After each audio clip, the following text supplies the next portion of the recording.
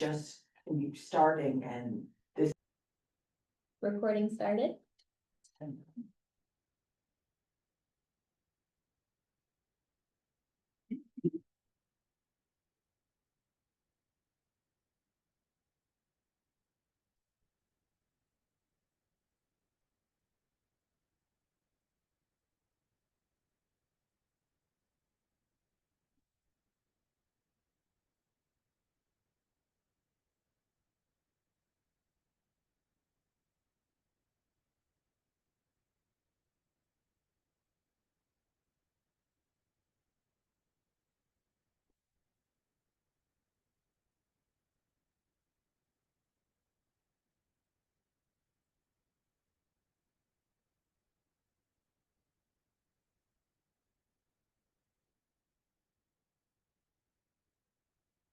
Okay. Yes, we'll just go ahead and proceed as the agenda that was sent and call the meeting to order. And the first order of business is any roll call and then moving into appointments and resignations and nominating and voting on new chair. Diane, would you be able to take attendance, please? Roll call. Rebecca Anderson. Here. Heather Barker. Althea Barton. Here. Jill Grant. Diane Nolan here. James O'Rourke. Here. Michelle Rohrbacher. Present. Marcus Stewart.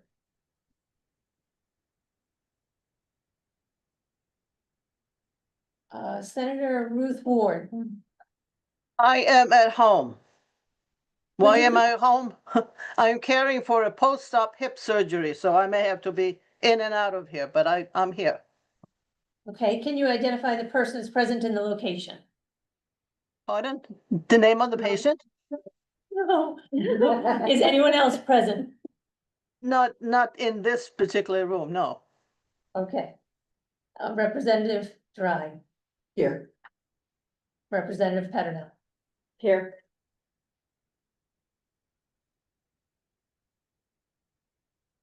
At this point, we do not have quorum. So that's a question. Jill was expected to attend and Althea was expected to attend. Yeah, sorry, yeah. Sorry. So we expected Jill to attend. In reviewing Robert's Rules of Order, it does not count only voting members for quorum. It is all members present. So we would satisfy quorum at this time. We've had an email just now from our legal who, are you wondering why the vacant seats for? No, even if we're counting the vacant seats, we have present a quorum of majority of members of the 12. So we have Ruth, Katie, Margaret, myself, Becky, Althea, Diane, and Jim. That would be 8 of 12. That would constitute a majority. Are we counting those vacant in that? The two commissioner The appointed? 2 commissioner appointed seats. That would be counted in that as well, because the 2 absent member or 3 absent members are Marcus, Jill, and Heather. And there's 1 absent or 1 vacant commissioner appointed seat. I have a letter here from Attorney Bond that was presented to HEAC. I could read it out loud. It gives the calculation unless Dean or Ally would like to speak to this. I'm sure you have it in your possession as well.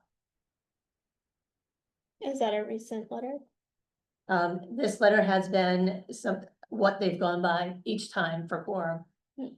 It says, if not otherwise specified in law or administrative rule, or it does not appear to be, a quorum is a simple majority of the filled positions, except that if there are any vacancies for seats in RSA 193A10C2, those nominated by the commissioner, those seats count as if they are filled when determining a quorum. When there is a vacancy in one of those positions noted in RSA 193A10C2, specifically, such vacancy counts as if the seats were filled and the members absent for the meeting for the purpose of calculating a quorum. For all other positions, RSA 10C1 and 3-5 However, if there is a vacancy, that seat is not counted at all in terms of meeting the quorum requirement. By way of an example, if HEAC currently has 10 members and both seats in RSA 193A10C were vacant, then the number of members needed for a quorum, 50% plus one, would be 6 or 6/12. The two vacancies are added to the denominator because those seats always have to be deemed to be filled. But don't have, it's a deemed to be filled, but not deemed to be present. And that's all about voting members specifically? Yes, I didn't hear the words voting members, I heard members in that, and that would be in line with Robert's Rules of Order, that it's not contingent upon voting status. I think it would be best to maybe we get a copy in everyone's hands, if that's possible. Was that the email from the attorney? Was that the same? Yes. I know that we can operate.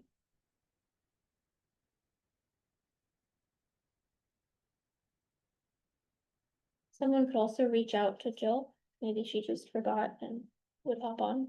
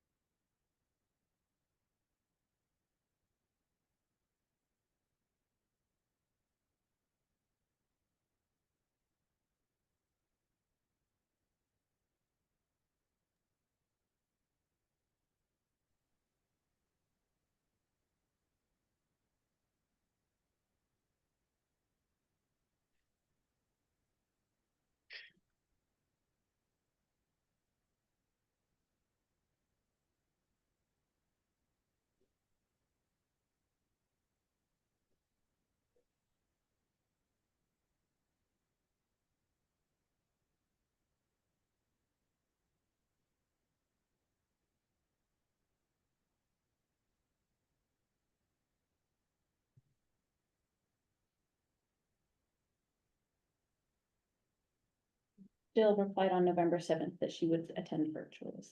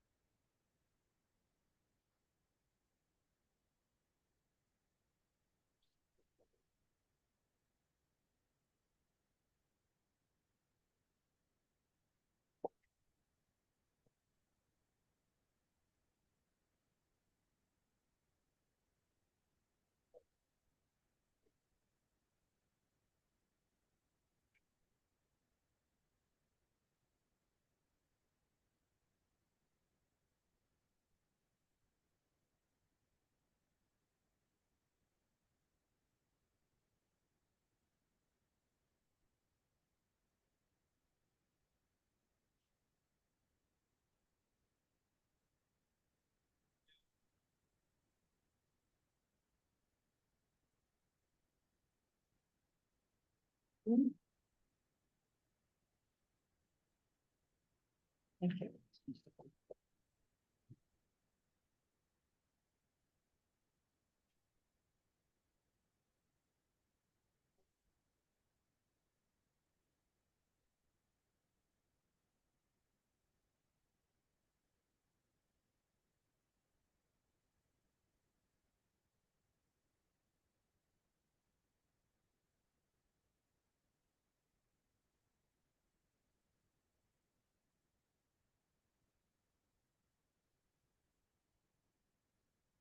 Oh, there's Jill.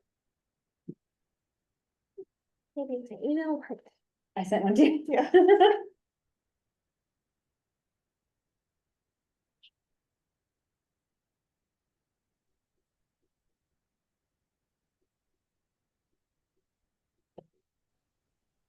Hello, everyone. Sorry, I was hanging out for a bit.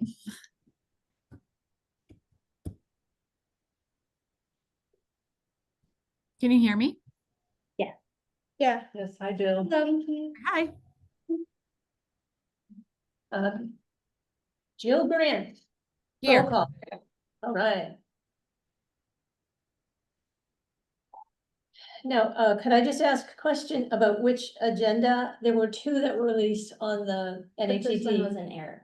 The second one that's up there. The first one's incomplete Yes, and in error. the one that's on the site currently is the accurate.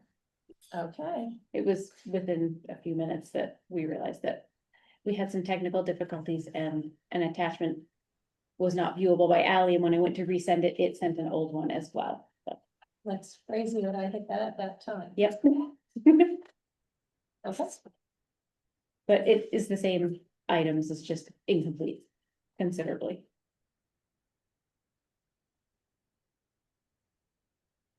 Are we going to continue the conversation about that quorum issue, or are we going to ignore that and, wait till it happens the next time?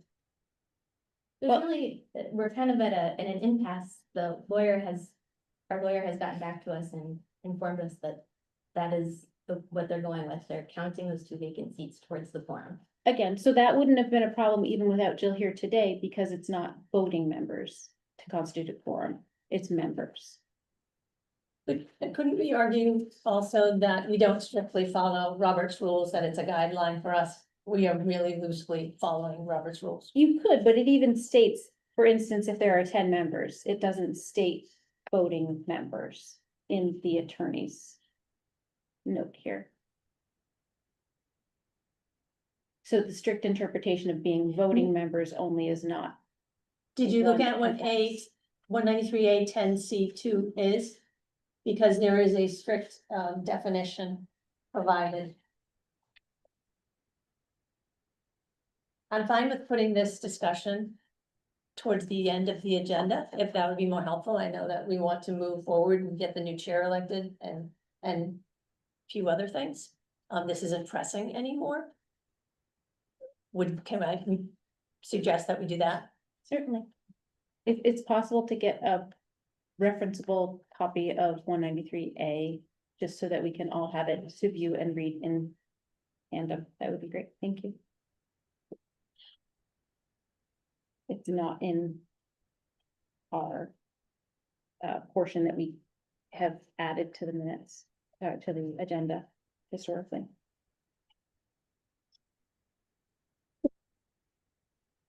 So the next order of business on the agenda is appointments and resignations. Have we received any? Thank you. Well, may I ask, for the purpose of the public, they do not understand from our last meeting what happened with Marcus. I don't think anyone talked about the letter that he wrote and what his status is. We just sort of said, you were gonna be acting chair for the day. Right. So maybe you could elaborate, or someone could read his letter or something to So- let the public know what's going on with Marcus. No, So he's that not, he's his still a member. He stepped down from chair, right? Mhm. He sent a message, he CC'd everyone. I think I have a copy of it. Yeah. Part of his message, he says that he's got a new business venture, and I'm not gonna read it verbatim.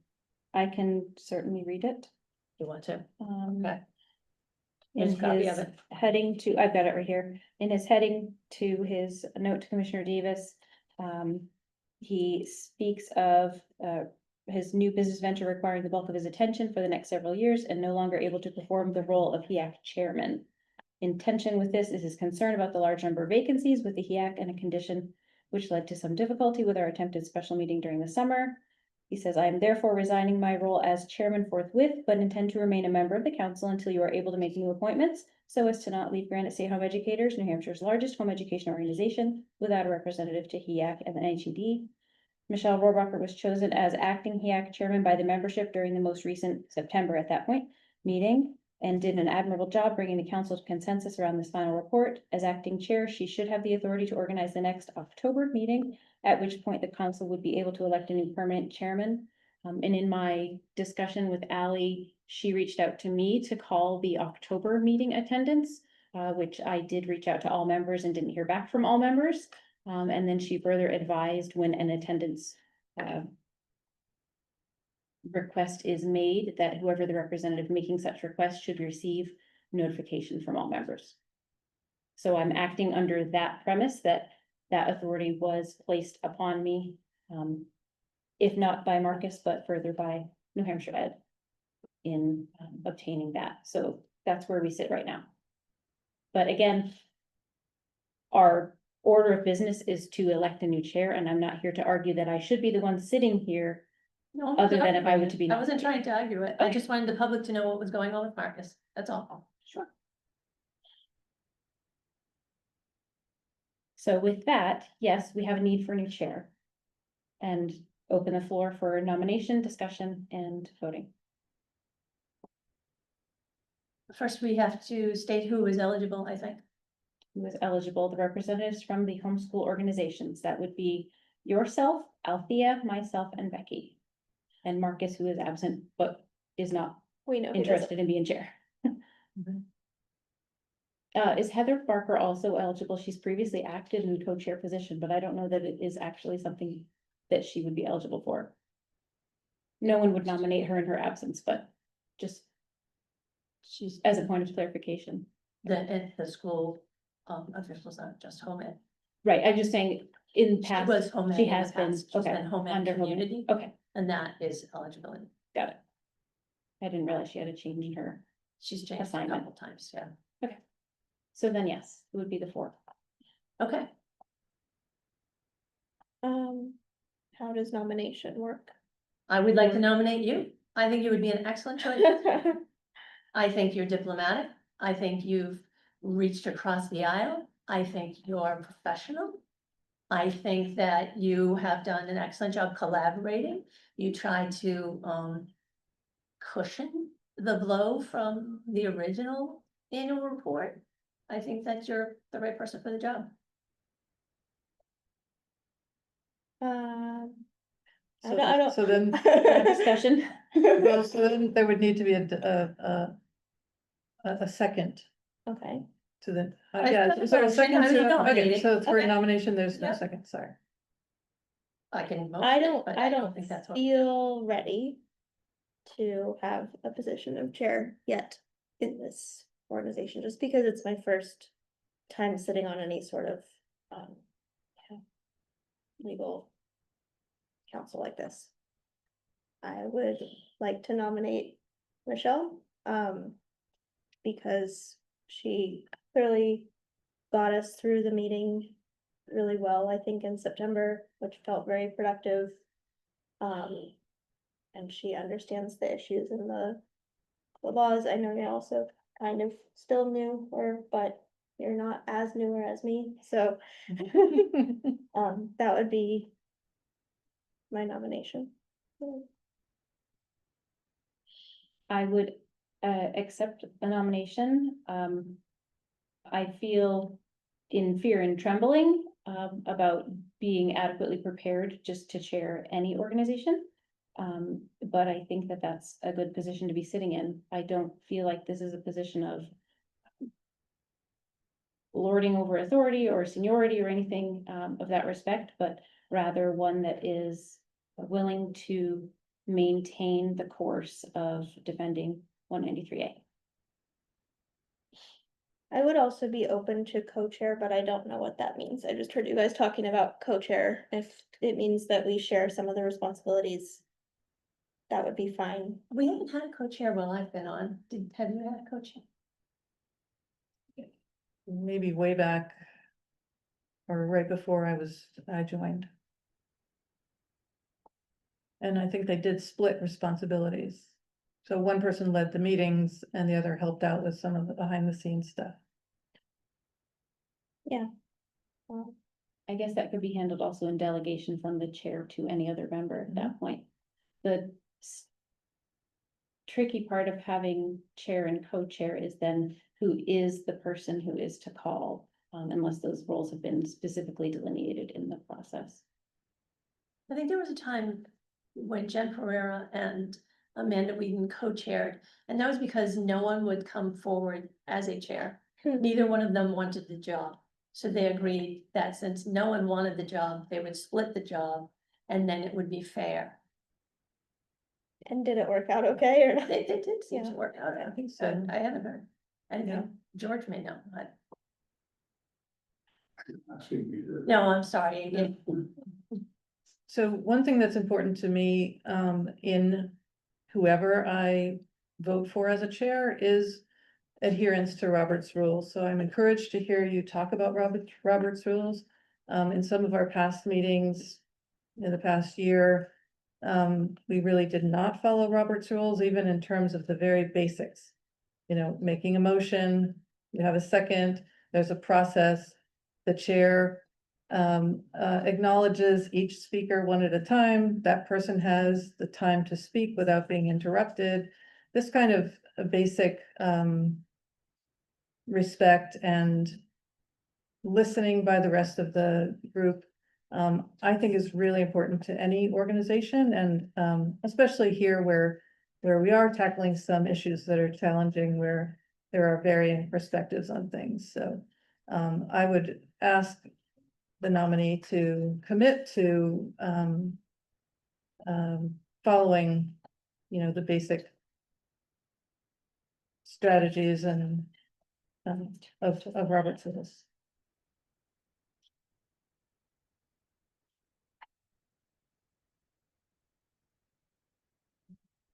They're collated but not stable, so I took them outside. So I guess it's a question for both the nominees, or for, you were nominated, you're saying you're not comfortable doing it, but Not by myself. are you, would you commit to that?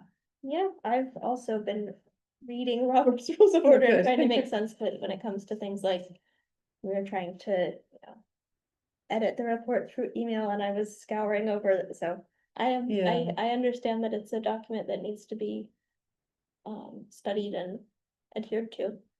And it's no short order, it's 100 and almost 180 pages.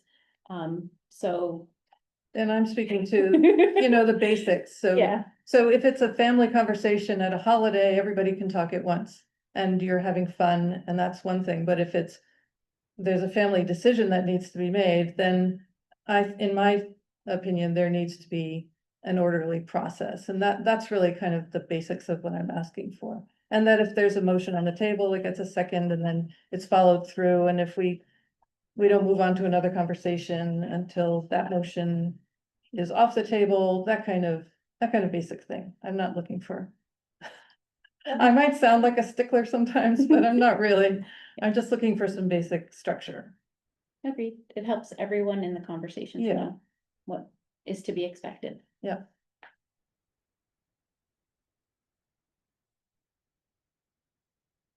And now, So now, is there a motion to nominate a chair with a second? I motion to nominate Michelle Rohrabacher. Second. So now there's a chance for further discussion.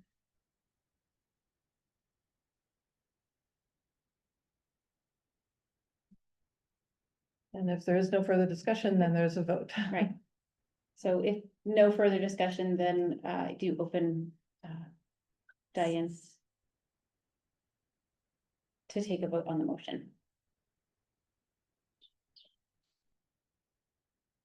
Okay, we're going to take a vote on whether Michelle Rohrabacher will be elected chair. Rebecca Anderson, Yes. Althea Barton, Yes. Jill Grant, Yes. Diane Nolan, no. James O'Rourke, Yes. Michelle Rohrabacher. Abstain. Right. That's it. So that means it happened because it's a majority of, okay. Alright. Well, with that then, I call us to the agenda.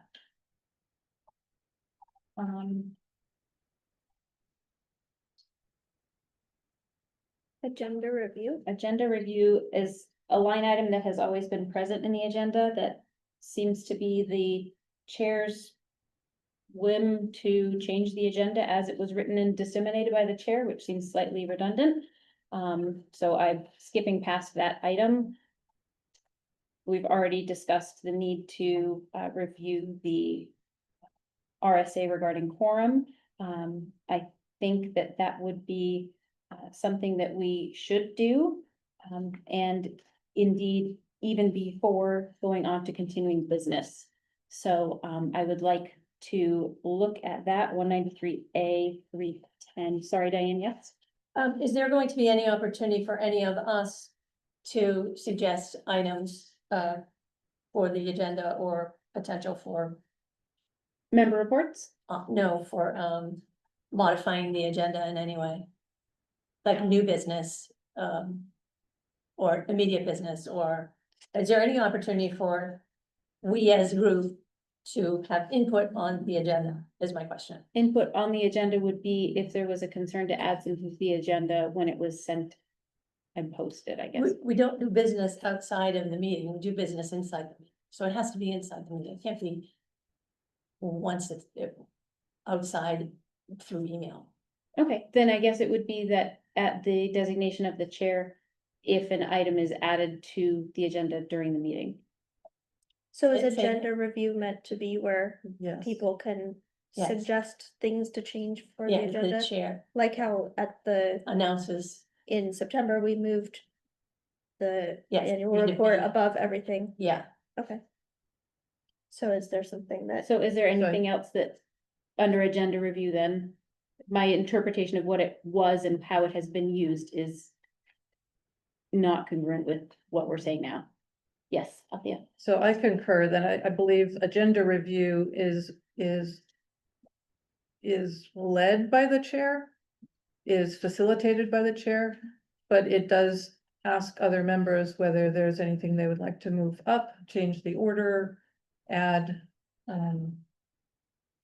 That's how it's normally done. So in a suggestive manner, like if I hadn't mentioned that I think that the item that Diane brought up about reviewing the 193A 310 section, if that would be a time that she would suggest, I would like to do that, and then the chair would agree or disagree.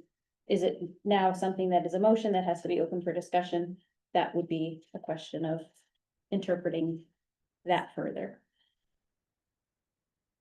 I believe that the agenda review is not a motion situation and that it's an open discussion about the agenda. If someone wants to add something, if someone's questioning something, that's the opportunity for that discussion. Again, though, as we just discussed in the process of nominating chair, that eventually some person has to make a final call, and that does rest with the chair to decide. Yes, I think that's a valid item, and yes, I think that's a valid timing of it, or that is something that is not pressing to the nature of the business that we need to accomplish. So you mean that the chair always has the right to say, no, we're not gonna talk about that? As the person that is managing the meeting, that is the responsibility of the chair.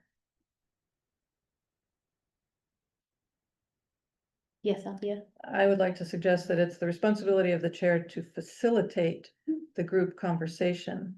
And so if there is a member who feels something is very important, then certainly the chair, you're trying to facilitate, and I understand there's a question about who makes the final decision about what order things go in or what gets included. I personally wouldn't see that a chair would exclude something that another member wants to include, except under extraordinary circumstances where it had nothing to do with the discussion, but,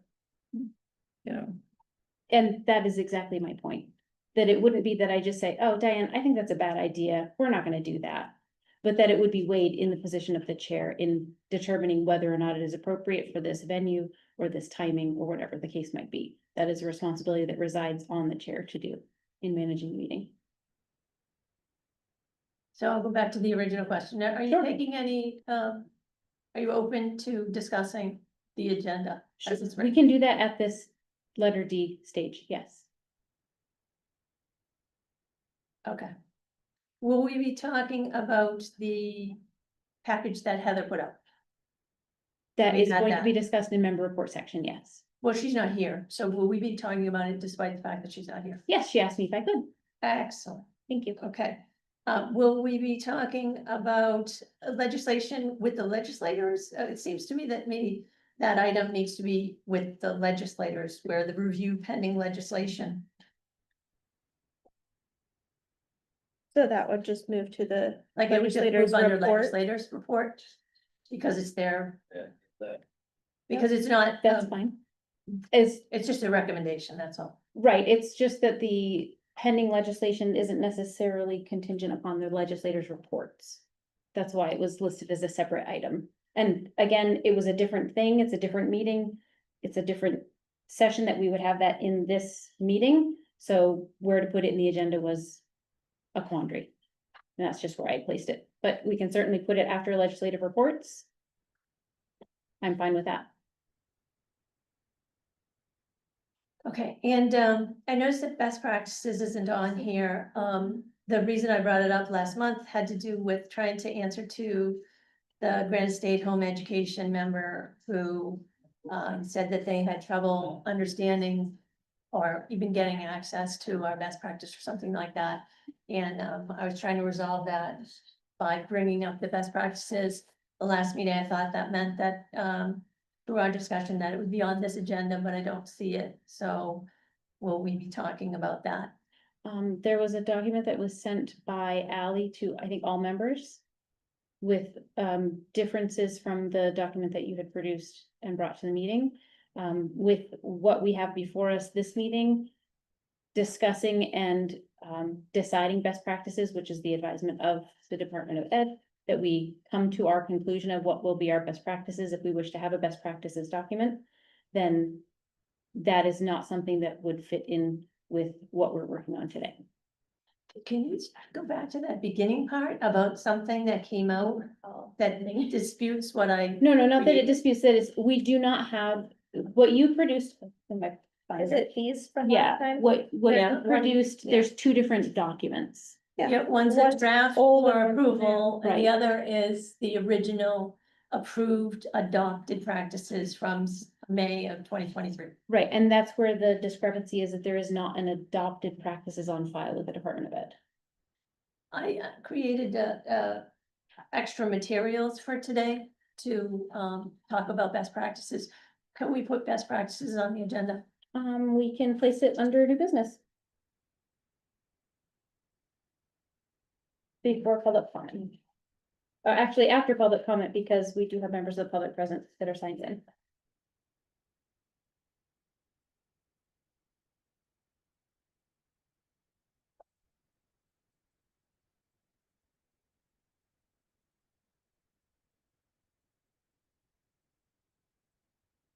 Any further discussion on the agenda?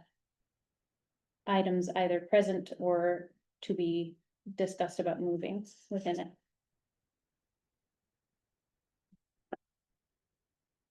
Okay, seeing none, the next order of business is to review pending draft minutes. We have multiple meetings of minutes to review. I am hoping that everyone has taken the time since we have had those meetings to review them and to determine if there are corrections that are needed. I know that Althea had mentioned last meeting that she had some corrections that she wished to make. I don't recall which meeting they were in, May or June. Do you, Althea, remember? Yes, they're for the June Okay. meeting. I don't think we have to do May. No, May's done, No, so just June. It's June and June is September. June and September. Yeah. Let's see. September, yes, September's the one I had a bunch of notes on. So, Althea, do you want to go ahead with whatever you had, needed to bring for June since, sorry, yeah, June, since you have already, indicated that you had some. Yes, so in the June minutes, June 13th minutes, on page 3, the 6th paragraph on that page. The paragraph starts, each HEAC member had an opportunity to reveal how their organizations responded to the repeal initiative. If you skip a sentence, and go to the sentence that says, Ms. Barton mentioned that the coalition prepared a communication piece, that's the New Hampshire Homeschooling Coalition that I represent.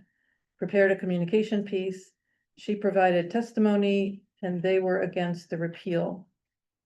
This needs to, I request that this be reworded to, Ms. Barton mentioned that the coalition does not take a stand on proposed legislation, but the organization informed its members about the proposed repeal.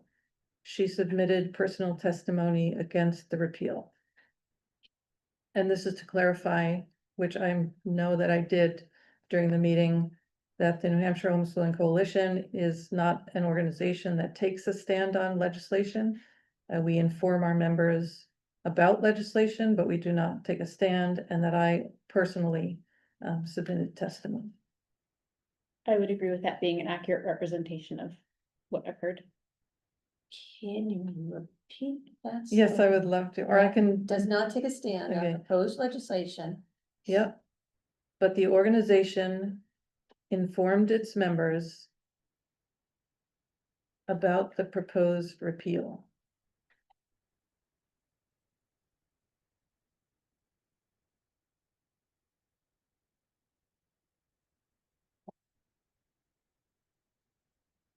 Are there any Per- other? Period, and there's one Yeah, more oh, sentence. sorry. Then she submitted personal testimony. Yeah. Against the repeal.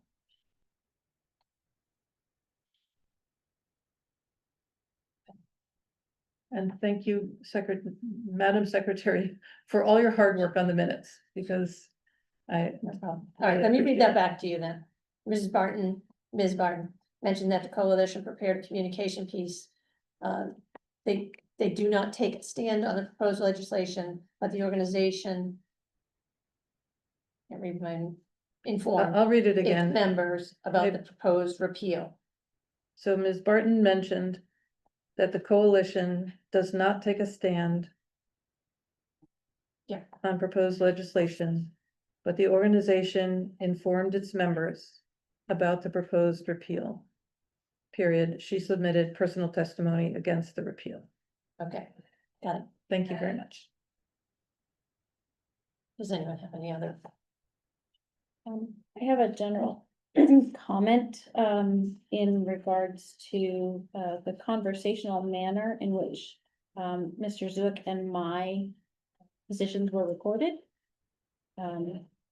It is not appropriate that, Ms. Nolan read into the discussion, public testimony for individuals that are not present, and then held members accountable for such, and did not also record that that was spoken directly during that meeting, that it was inappropriate to be discussing the testimony of another member of the public and holding members of the HEAC responsible for those words. And that those members of the public were not present to defend themselves. But that we did agree as a council that it was inappropriate for those comments to be read. And that's not noted in the minutes here.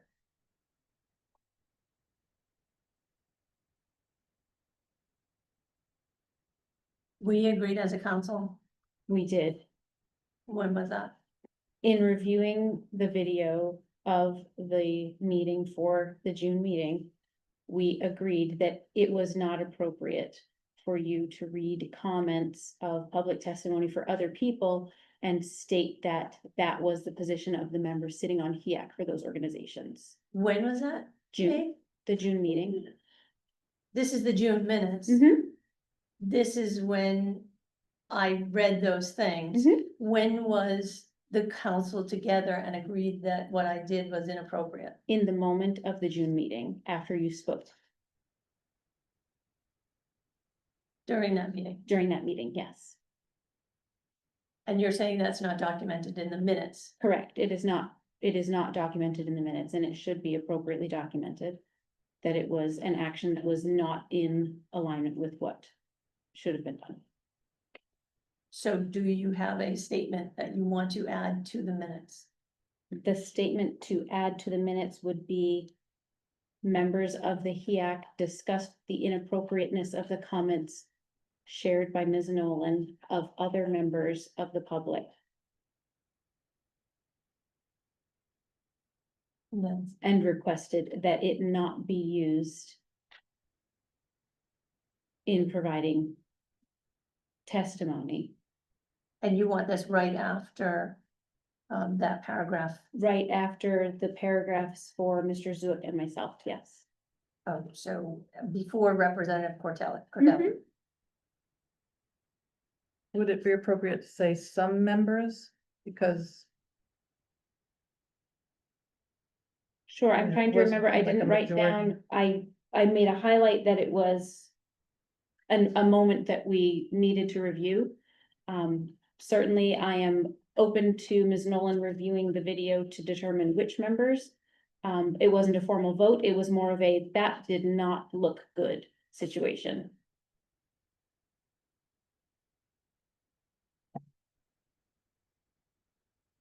So, should we review the video before we amend the minutes? That would And then be, come back and amend the minutes at a different time? that would be wise. I would recommend at this time that we amend the minutes so far as to include Ms. Barton's request to appropriately, reflect what was said by her during the meeting. And that we as members can personally review and then finally, approve this June minutes at the next meeting.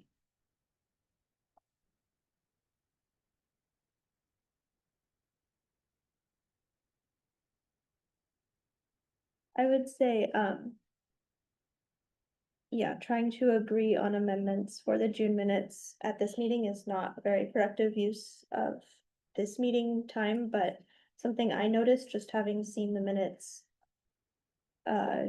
from this year is that the June minutes are very different than all the other meeting minutes in that they're just a lot more detailed about conversational As a details instead of just saying this was discussed, this was discussed. I don't know why exactly they're different, but if a lot of the minutia of what was said and who said what was just removed, then it might be easier to approve minutes that people all agreed on. If we are going to be watching videos and revising it and coming back at the next meeting to look at it again, maybe if it could just be like much simpler. Are you suggesting that I go back and make it simpler? I don't know, I could bring like a version. Your recommendations? Yeah, that would be fine. Yeah, why was this one so different than all the other ones? I would agree that minutes in general should be reflective of motions, not of discussions. This is the June minutes are very conversational, especially reflective of the previous minutes that have been reviewed by this council. Althea? As the former secretary of this organization, I would say, of this group, writing minutes is very difficult and very challenging, and it's really hard, especially when more than one person is talking at the same time, but it's really hard to summarize conversations. Sometimes the best way to document a meeting for the benefit of the public and of the future is to be detailed. I understand what you're saying. Many secretaries take a more minimalist approach. And basically you have a one page minutes that says almost nothing, and all you get is the votes. Yeah. So it's really a balance. I personally don't think it's very productive to be critical of the secretary, when the secretary is clearly doing her Doing a best. hard job, yeah, So, and so I was trying to just um, actually ask, like, I wasn't yeah. trying to be critical, because Yep. even in the September one that we'll look at next, it says. Mrs. Nolan's report was revised through council discussion. Like, there was a lot of discussion, right? Mhm. And there was a lot of, we should say this, we should change it to that, this paragraph. And I don't think that should be in the minutes, but it almost seemed like in the June one, like the minutes were like just really expanded. It was long form, you know? The June minutes were much more detailed than necessary as far as capturing discussion.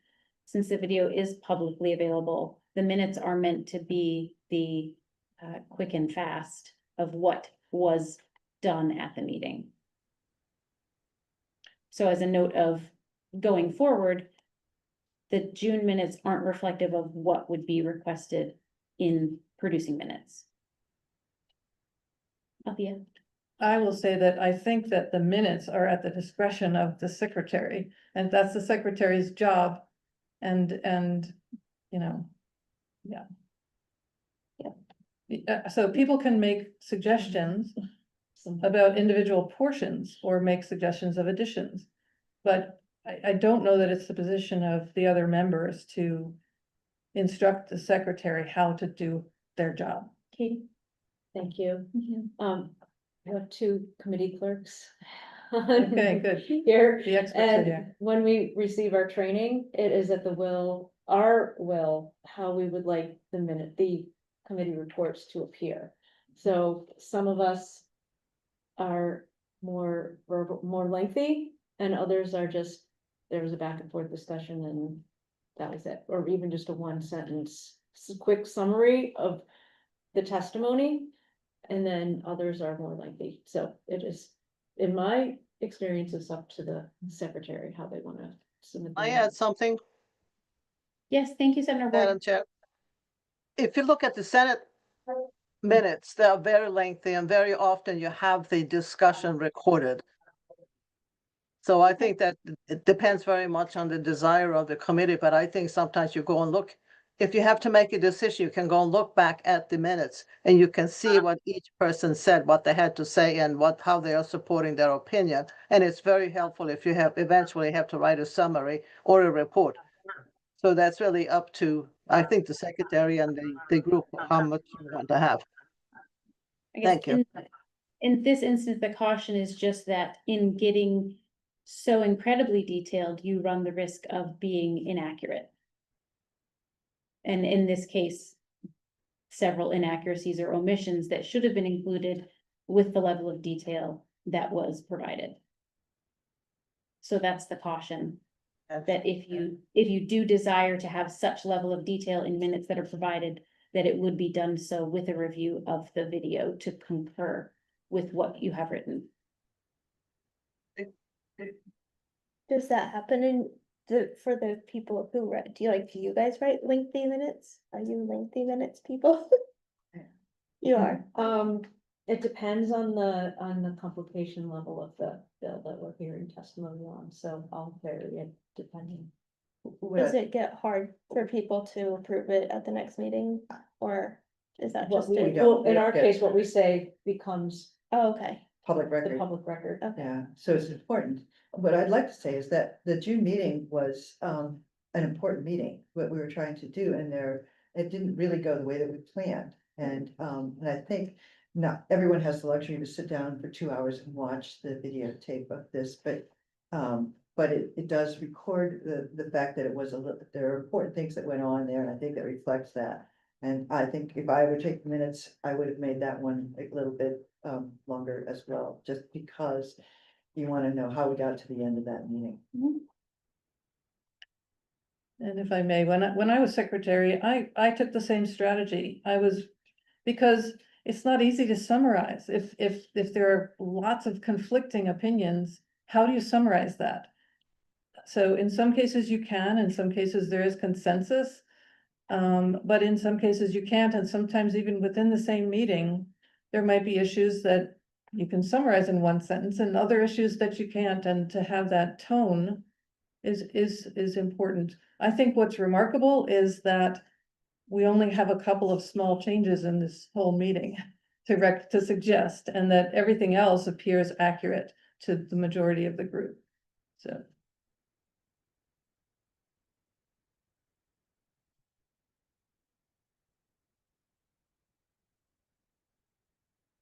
So with that, the motion on the table would be that we are pausing review of the June minutes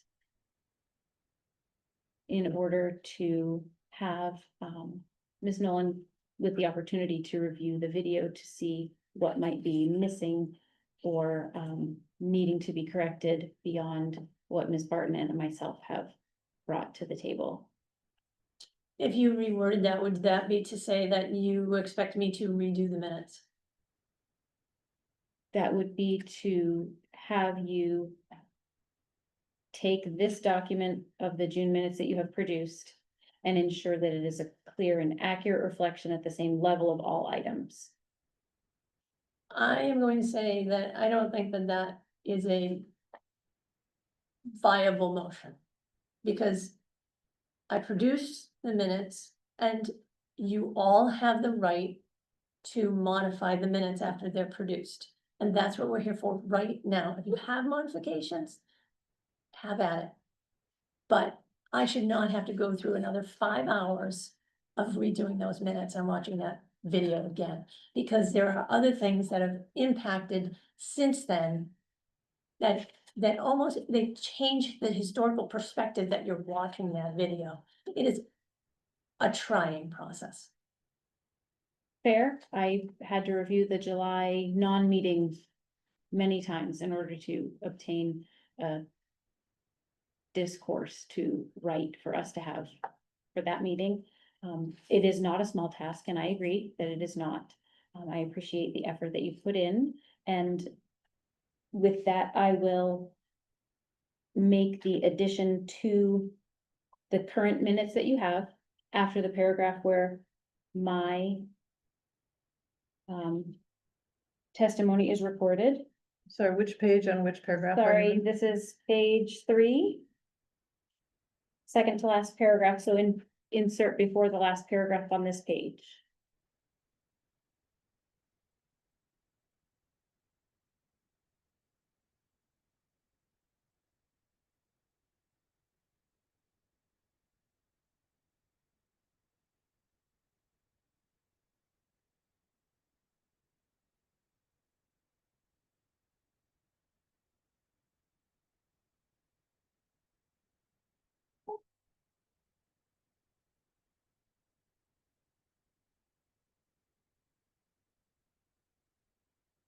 Sorry, I'm just writing, so I have something to read to you.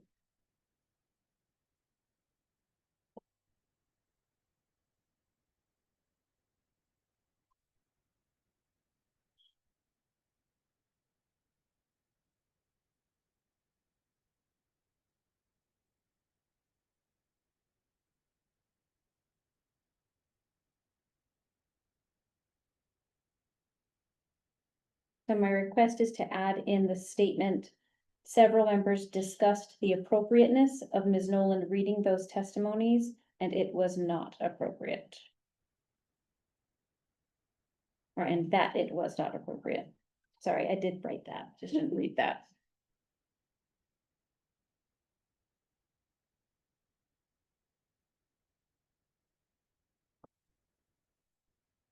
Would you say, and they were of the opinion that? Well, those members discussed the appropriateness and that it was not appropriate. The members that discussed it. All the members are in the room.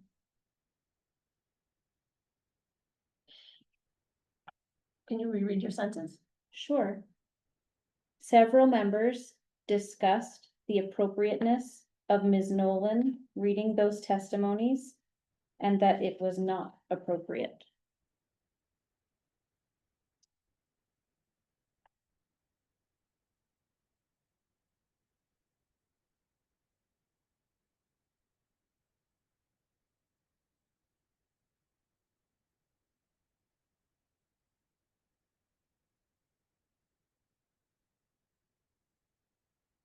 So I don't think we've ever had a situation, at least in my tenure, where someone agrees or doesn't, or disagrees with someone's amendment to the amendment minutes. Now, I can honestly say, I don't remember that actually happening during that meeting. I don't remember that there was some consensus that what I had read was, or that there was a discussion, that there was a consensus met that of the appropriateness. Okay, I can So- personally recall that Ms. Barker, myself, and Mr. Zuick all stated that it was inappropriate for those comments to be read. Then perhaps that's what it should say. that Well, the three again, of you did. That's my memory, my recall of having reviewed the video back in July. So it would be at that point, if you feel that that is an inaccurate representation, or if any other members feel this an inaccurate representation to say several members, that in that case, I would instruct that you review the video to determine exactly whom, and you may name those members in the revision. Minutes can be amended multiple times. That's fine. So. Did you have something else to add? I don't want to cut you off. No, it's, rather than go through the whole minutes, which was the initial request, maybe it would be possible for you to just review that one small section. And, well, which could have dragged on for half an hour, I don't know, but try to look for that. Or if you have, if you can find the time on the video where that is, you could let her know, and then she could just review that one thing, and then that could be done. I can certainly review that video again and get you a timestamp for when that discussion appears. If that would be helpful for you to narrow down the section of video to reference in order to obtain accurate report. Okay. So what's the move? What's the motion? So the motion is that these minutes are not yet adopted. That they will be further amended at the next HEAC. And in between here and there, I will send to you the timestamp of the video that you might review it. Should I be amending Althea's modification? And then the other part will be pending? I believe the contention that has been raised so far is only in the representation of the discussion regarding member testimonies for the non-germane amendment, and I would limit it to that review. But since we're not adopting There's anything nothing. today, then that would just be in on the edits. The So revision. don't change her request, don't make any modification for her request. No, there's not been any, Put in her request request and should then stand. we would Yeah. adopt it next time. it's just not adopted yet. It's still a draft. But now a working draft. Because Ms. Barton's edit is valid. And corroborated.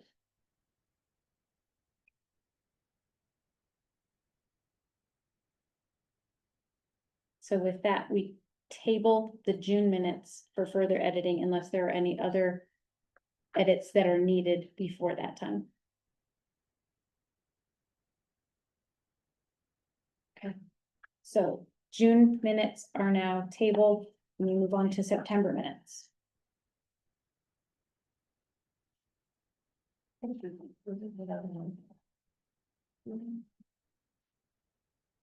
Does anyone know whether something can be tabled without a motion?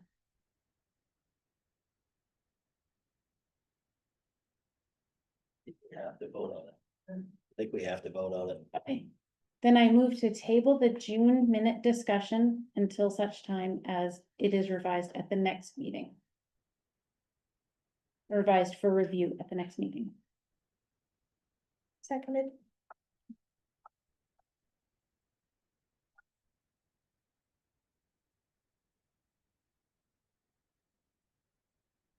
Okay, Rebecca Anderson, Yes. Althea Barton, Yes.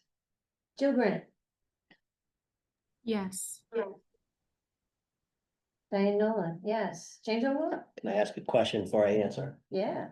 I can say yes on the motion to table to the next meeting, but I will, when it comes around, I would abstain from the minutes because I wasn't at that meeting, but I can say yes now to table, yes.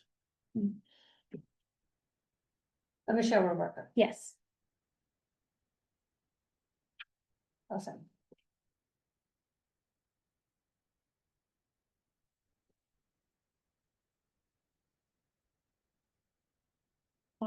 As we are already 1 hour into our meeting and have only gotten to the review of the June meeting minutes. I'm going to personally note that I have many revisions for the September meeting minutes, and I believe it would be unfruitful to continue discussion of minutes at this time. So I move that we table the discussion of minutes further so that we can continue on with business.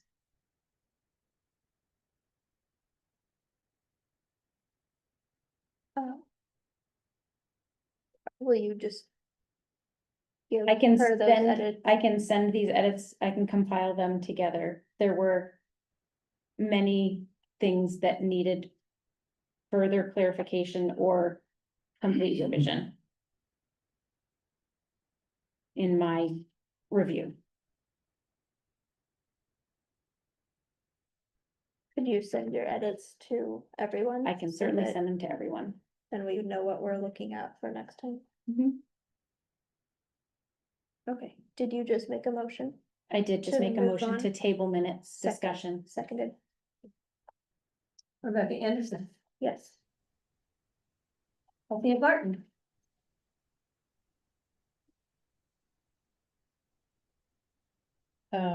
Yes. Jill Grant, Yes. Diane Nolan, yes, James O'Rourke, Yes, Michelle Rohrabacher. Yes.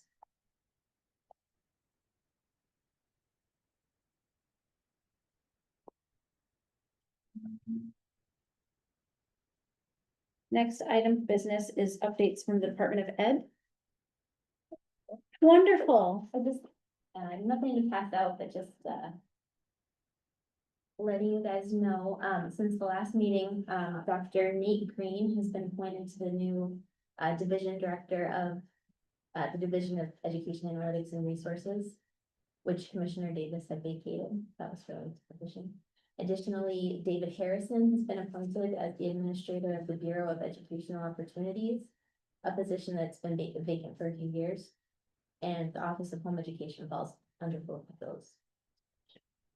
The clarification of the quorum, I really don't have, I have what I've kind of shared. That's not a reflection on any opinion I have. It's just what we're working with right now is trying to get something more clearly in writing, other than an email from 2021. And just letting you guys know we are working on that.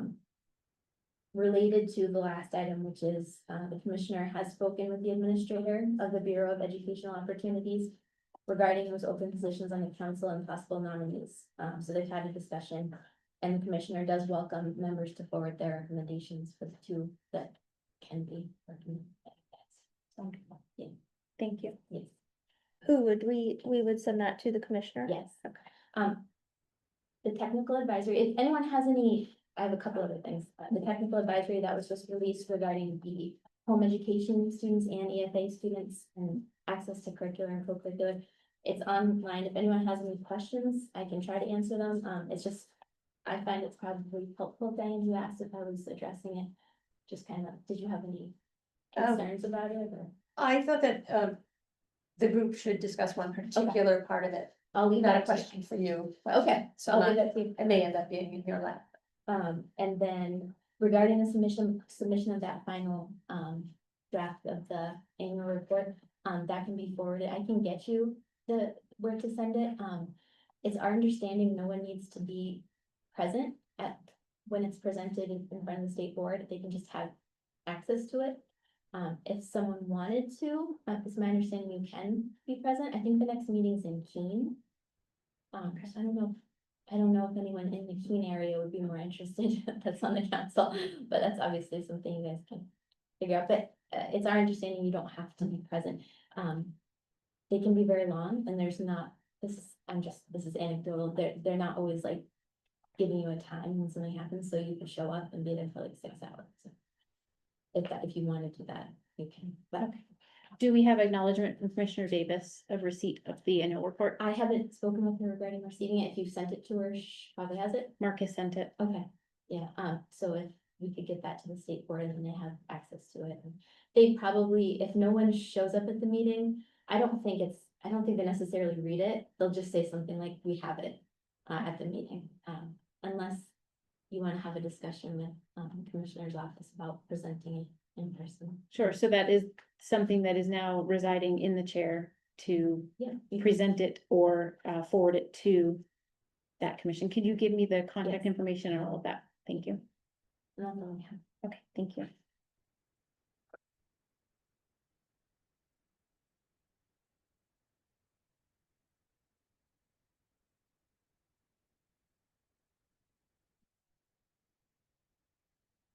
Diane, since it is related to Ally sharing about the technical advisory, I would like to hear your thoughts on concerns with that. There's a paragraph underneath the bullets. Yeah, I think that's second page. Does everybody have? a copy of it in No, front of no, I'm them? trying to figure out if we all have it in our pile I here. don't think we do. I don't think Oh, so. I printed it. All right, I mean, I I could can read get it as a paragraph. It's not particularly complicated, but everyone understands what this advisory was, maybe Mhm. Would you like to state it, or would For you the- mind stating it for the for class. the Okay. class, right? To the technical advisory is developed to answer frequently asked questions the department has received regarding access to public school curricular and co-curricular programming by non-public home educated chartered public schools and education freedom account pupils. It is a large one. Mhm. It is a large technical advisory issued on November 5th.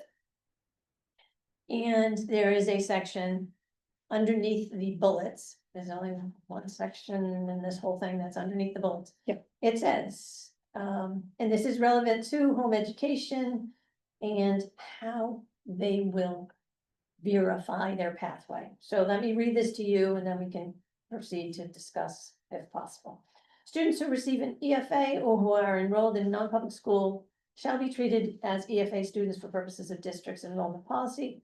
This means that if a student receives an EFA and attends a non-public school for some courses and is also being educated at home, the student shall be treated as an EFA student.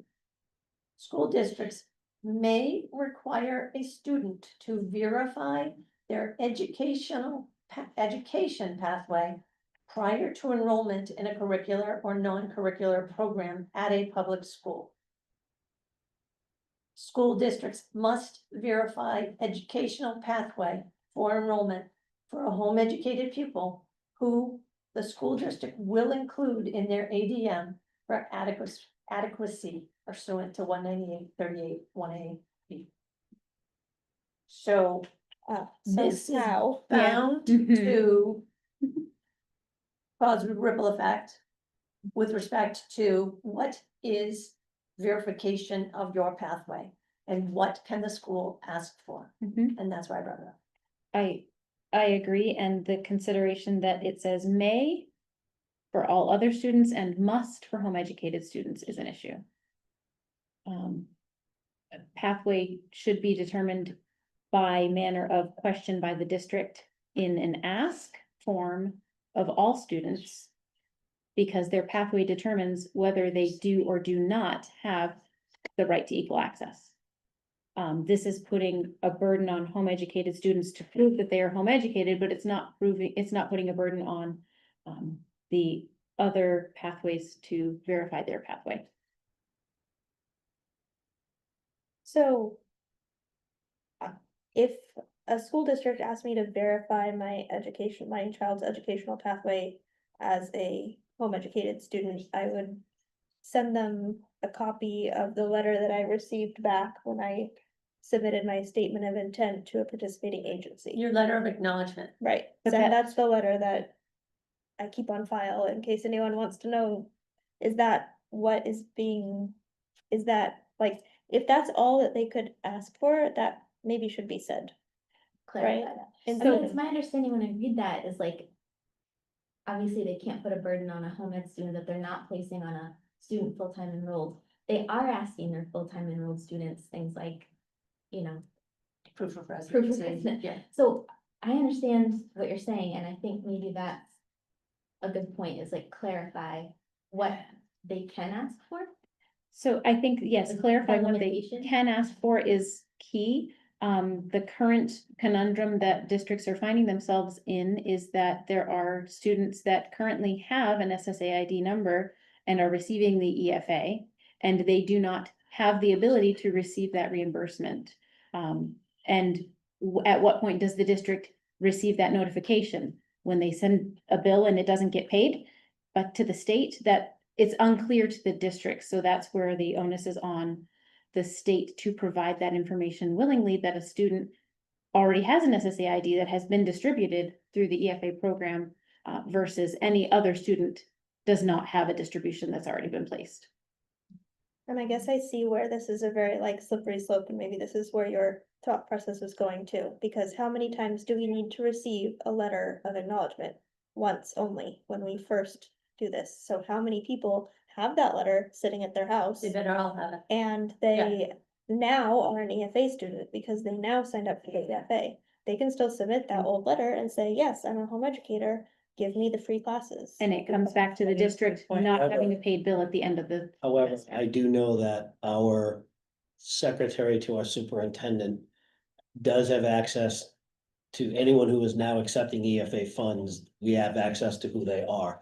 So if they do that, they Might they get, shouldn't be able to do that because when we But look them then- up, we should be able to see that they're actually, They automatically will look up to see if there's a. well, this, there's a and, difference and, or- and it's, I've had this question now for months, and, when I had this conversation with my superintendent, because we have multiple homeschooled students who are now in my school, that we have no policy on the charging piece of it.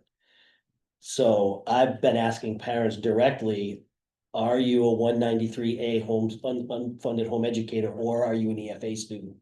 And when they say EFA, I say, okay, I have to let you know, we don't have a policy now.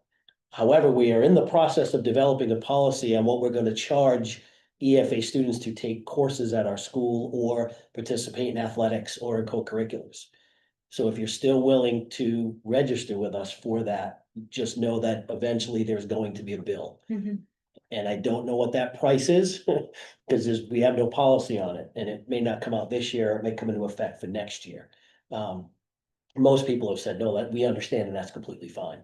So I've asked the question flat out, but we can't, and that's when the conversation I had with my superintendent, she said her secretary can just run a report to identify the students living within our 4 towns that come to our school who accept EFA funds, and that's how we would find out if we needed to really. so if the district has the access to the updated database of current EFA students, then it should not be on the home educated student to verify their pathway. It should just be as simply like, well, you're not on this list.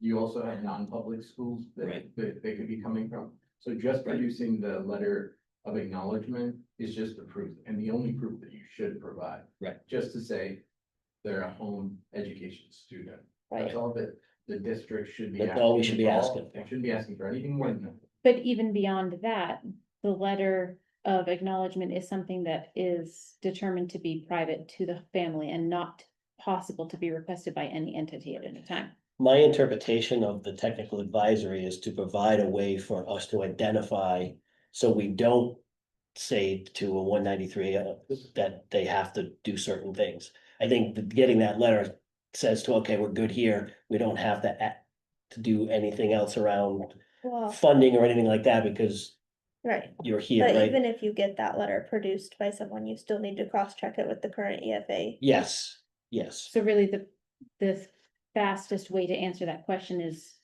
if that student has an SSA ID number assigned. Or if they're just in the database. Yes, to say the, Yeah, you there's- can have one of those numbers, even if you just took the SATs, Right. but you're a home Right, educator. but it would so- be it would be cross-referenced to the state whether or not that's been distributed under the EFA. right, If they're whatever. up to date. Right, which If they it's up should to be. date, right? Right. Yeah. If there's a dynamic database of current students, then it shouldn't be hard to know who's an EFA student, who's not. It should be information that the state can provide to the districts or verify back to the districts. It would That this definitely student be has a easier number, for- this student has a number assigned. And this number that is assigned is a student that participates in curricular and co-curricular because we've distributed to the district and this student is still qualifying for distribution. versus a student that has a number assigned and does not qualify for distribution because they are currently receiving the EFA personally. It's tied to the number is tied to the student, the funds are tied to that number in distribution. So it would be something that we could advise. So I know that there's a discussion between home ed and EFA, but again, I bring it back to the non-public side. It's just asking them to produce and say, prove where you go to school. Because if a non-public school student wants to participate at a public school, they have to produce the fact there's a signed document, the principal gives permission Yep. as well. So it's just a delineation, because that number does, yes, show the EFA, but it doesn't show, are you a home ed or are you a non-public still? So there still has to be some proof, and that acknowledgement letter is that. So then that falls into the not taking the statutory alignment that a parent in New Hampshire self-certifies their student. Once they are in a home education pathway, the parent is the authority in that pathway, not a letter that received acknowledgement of that pathway. But that's why they always, Maybe I'm misunderstanding what you're looking for, because you're then going into the school to ask to be part of that school. And you just need to show and say, I'm a home ed student, so I have access to that. Right, and I'm saying that the barrier, I'm trying to think of the word, that the hurdle to cross is not that I have now provided you with sufficient evidence to tell you that I'm a home educated student, but simply that the responsibility and the authority lies in the parent in stating it. But that doesn't go far enough for the district to say, okay, you're telling me you're a home educated student, but are you really? Because that's the question that they're stuck asking now. So for a home educated parent, our legal authority is in stating as the parent that our child is home educated. It's our legal authority to state that our child has graduated. Those authorities rest with the parent to certify. We have already been contacted by members even recently where districts are asking for information that goes beyond the law. Correct, right, and we're aware of that. And we're working on another TA at the same time about that issue. This is just in regards to participating with those curricular and co-curricular activities. Right, I'm cautioning that any clarification that we make to this technical advisory that was issued should not be one that further erodes the parental authority in the matter.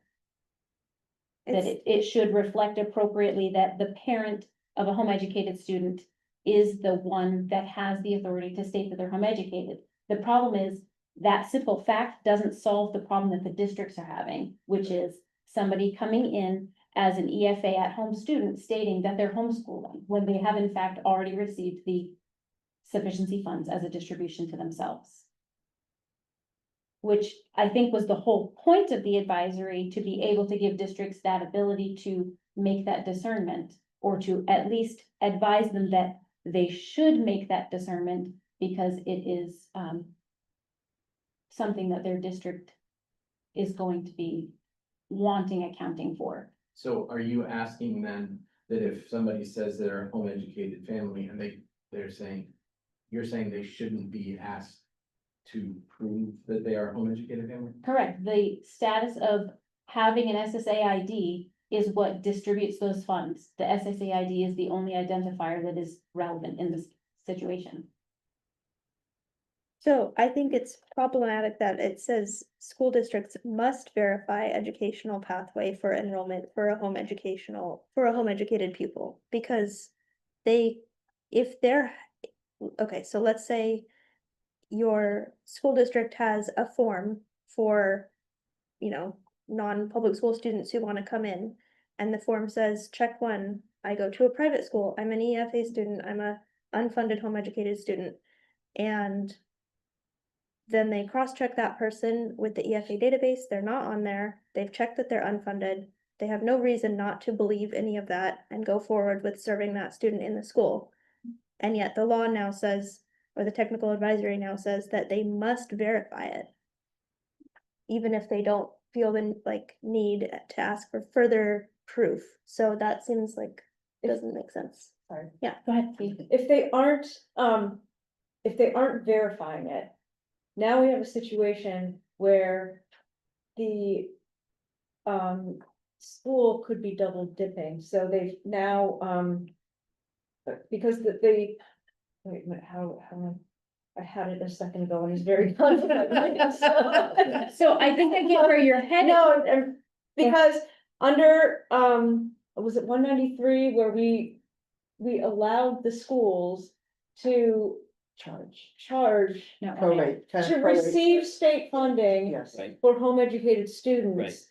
So if they're not verified, So technically what happens right Right. now, a family would come in and I'll use the word register. I figured out where I'm going. They need to be included in the ADM in Yes. order to receive that. Which is where I was going, Thank because you. we use the word registration, but it's not, you're not registering with the school, but you're registering with our student information system, because we have to account for you for the class, so we have to get you in to the schedule, which also gets you into attendance, which also counts for the ADM. So that's how we do those pieces. Yep. I think the new layer of the EFA now, we now need to differentiate between the two. Right. That's the big one. Just that the problem here isn't that it's homeschoolers double dipping. It's not 193A families double dipping. It's the problem of a possible EFA double dip. So again, this doesn't actually solve that Yeah. problem. It puts a layer on top of home educated students that doesn't solve anything and puts a further burden on those families and those districts to be able to, or to need to verify a pathway when no such verification process is established. But once a home educated family is sending their student to a public school to take to participate in curricular or co-curricular, Mhm. they lose a little bit of their freedom as home educated families under 193A, because they're making an agreement to participate in those situations. They don't lose freedom. What They- they do is they They are. have agreed to place themselves for that portion of their educational process underneath the supervision of the school, underneath the rules and the regulations of the program that they've entered. They have not given up any rights. They have not. No, I'm not surrendered saying that. they gave up their rights as home educated, but they do have to comply Give up some with privacy. some of the requirements of. Right, and I'm the not school. stating I'm not stating that they have complete autonomy. I'm stating that the requirement that you're asking of them should not go beyond the reach of the law, and this does. In requiring that the district verifies the pathway of the student that is a home educated student, when really the aim of the advisory is to allow districts to determine who should no longer receive free equal access. The aim is to ensure that those receiving free equal access are guaranteed it, which is guaranteed to a home educated student. And when you place the requirement on verifying that the home educated student is in fact home educated, you don't capture the audience that is not privy to that free access. You're just making a further focus on the ones that are. It is looking away from the issue rather than at the issue. I Why think, do you insist that the state asking a student if they're in fact 193A is? I'm sorry, George, this is not public comment time. Thank you. Well, the people got the comments. This is the state attorney. Ah, Not actually the state. Oh, sorry. Sorry. Clarify. He works for the Department of Education. That is why he is able to speak. okay, so I think this puts unfair onus on the school district to verify. And so it should either say may or explain what is appropriate verification, because let's say I sign up my son for the first time at my local public school to go do band or something. And all I have is a letter from 2019 that says he was a first grader then, like, and we homeschool and we still do, but is that letter is that photocopy of a letter from a private school in 2019 going to provide verification of educational pathway? It's not. So then what else would would school districts start feeling like that they need to require on the parents, and that puts a burden on the school district and the parent. So I think that's the Because language that's that the- needs to be that's an un- changed. Right, Yeah. and as Diane already said, the family that was previously home educating and has received that letter of verification and has now chosen to enter the EFA pathway instead of the home education pathway, or That if letter maybe they still looks just as unenrolled, valid. the letter looks just as valid. It's not annually certified letter. We don't want that. Right, There's nothing to assure the district that that student is in fact a home educated student. That assures the district that at the time of the receipt of that letter, that student was a home educated student. It is not current. Should just be able to produce a letter. My child is home educated under RSA 193A. And then sign it's an that. attestation and a statement, and if it is found to be invalid, then the district has recourse. It's like a legal document, Mhm. right? It's a contract. When you contract to do business with someone else, sign the contract. So you're attesting to that fact. Which is what we were asking for, what was it, back in April, May? We asked for it to be an attestation when we were discussing this. And that did not make it into what the technical advisory aimed at. And I don't think the technical advisory is geared towards requiring 193A or invading on that process. Right. I think it's trying to do a couple of things. It's one, it's trying to help us at the public school level we've got to protect ourselves too. I make the wrong decision, I'm in trouble. The superintendent's in trouble, we're in trouble, right? You can't double dip on the state for doing stuff so I think it's trying to find a process that is the least invasive process possible for us to make the best informed decision we can to make sure we're providing the best opportunities for both 193 and 194F. Yeah, Margaret. You can't prove a negative, you can't prove that you're not a homeschooler, and Right. you're educated. Right.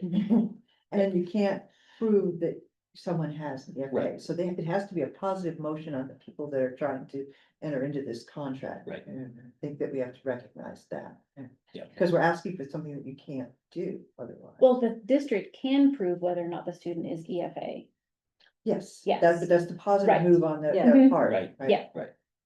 Right, So and I, as a taxpayer, want my district to ensure that they are being compensated in whatever way is possible for anyone accessing the school, whether it's a fully publicly educated student, a home educated student that's receiving equal access, or any other student entering the district for services.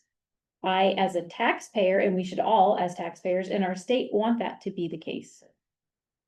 so it could just say school districts must verify that a home educated pupil is not receiving the EFA in order to be included in their ADM. Right, like, so that's verifying that they're not on that list, and that would be That that's something the that the parent doesn't have to do. The school district uses their own system. access to do that. Yeah, I don't know if, pinning it directly as EFA is the direction that it needs to go. Simply Well, the it's- district verifying that the SSA ID has not been previously distributed. Because either way, whether it's a home educated student or not, no matter who that student is, the district has that number to collect the invoice. Yeah, I mean, this whole paragraph is just about EFA versus home educated pupil.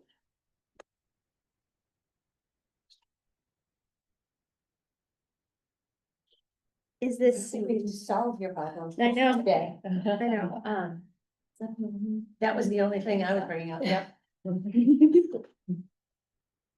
is it something that we as HEAC can I'll be honest, I didn't, suggest? I wasn't involved in this Okay. process. I was gonna ask the same question, I don't think we can Yeah, I don't know. dictate Yeah. technical advisors, if that's the case, I got a few more we can talk about. Yeah. What you're saying, want to put it in writing and email it to me, just so I can double check that I'm on the right page. I think I follow, and then I can, forward it along. Okay. I think I follow. So you're saying that would be a recommendation of HEAC, because that would be something we would need to All approved that letter. approve the You letter. can, or privately, there were- whatever, I don't know what. It your was plan just is. an email from Michelle Yeah. to summarize what we were talking about to Ally so that she can convey it to the convention commissioner. perhaps that's different. Yeah. But if it's going to be a letter, I was gonna say, then if we you, typically vote on. if we want to motion that we, as the HEAC, have discussed the technical advisory and that there is an inequity in the determining of equal access that did not solve the problem of whether or not equal access was being granted to someone that did not qualify for it. I don't think he's questioning whether or not the equal access is being violated, but how, what the verification is. That's the crux of it, the verification of a home ed student. What constitutes it legally? So do we Yeah. want to And we, advise a guide the commissioner? on constituents on what they should be producing, right? So there's consensus that. And nothing help the else we got. districts understand what they should be doing on What their. was she asking for? Yeah, was what's appropriate for reasonable, us to and ask. yeah, Right. So I, as the chair, am requesting if there is a motion of something to specifically bring to the commissioner, that would be something that we should motion and vote on and agree to. Otherwise, we as individual members can personally, We could all just Reach out to the personally commissioner. email you and we'll all say the same or thing. to Ally, right? Whatever, I'll forward along, I think I have the gist of it, and then if you wanna do it that way, piecemeal, and I can put comments together separately, almost like an addendum or, like, Right. to forward that along. I don't know what this looks like, like Dean mentioned, we're in the middle of trying to revise a TA, that we're not. Right, that is more Yeah. directly related to what the school districts are allowed to ask. Right. So I don't know what it That's, means, but I'm. this was more of like guided for schools and the curricular, co-curricular.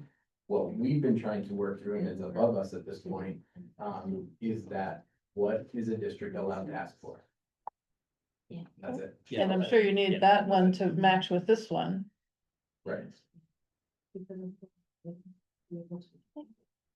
I'll email you. Okay, and I can put it out the other one, it'll just be a compilations.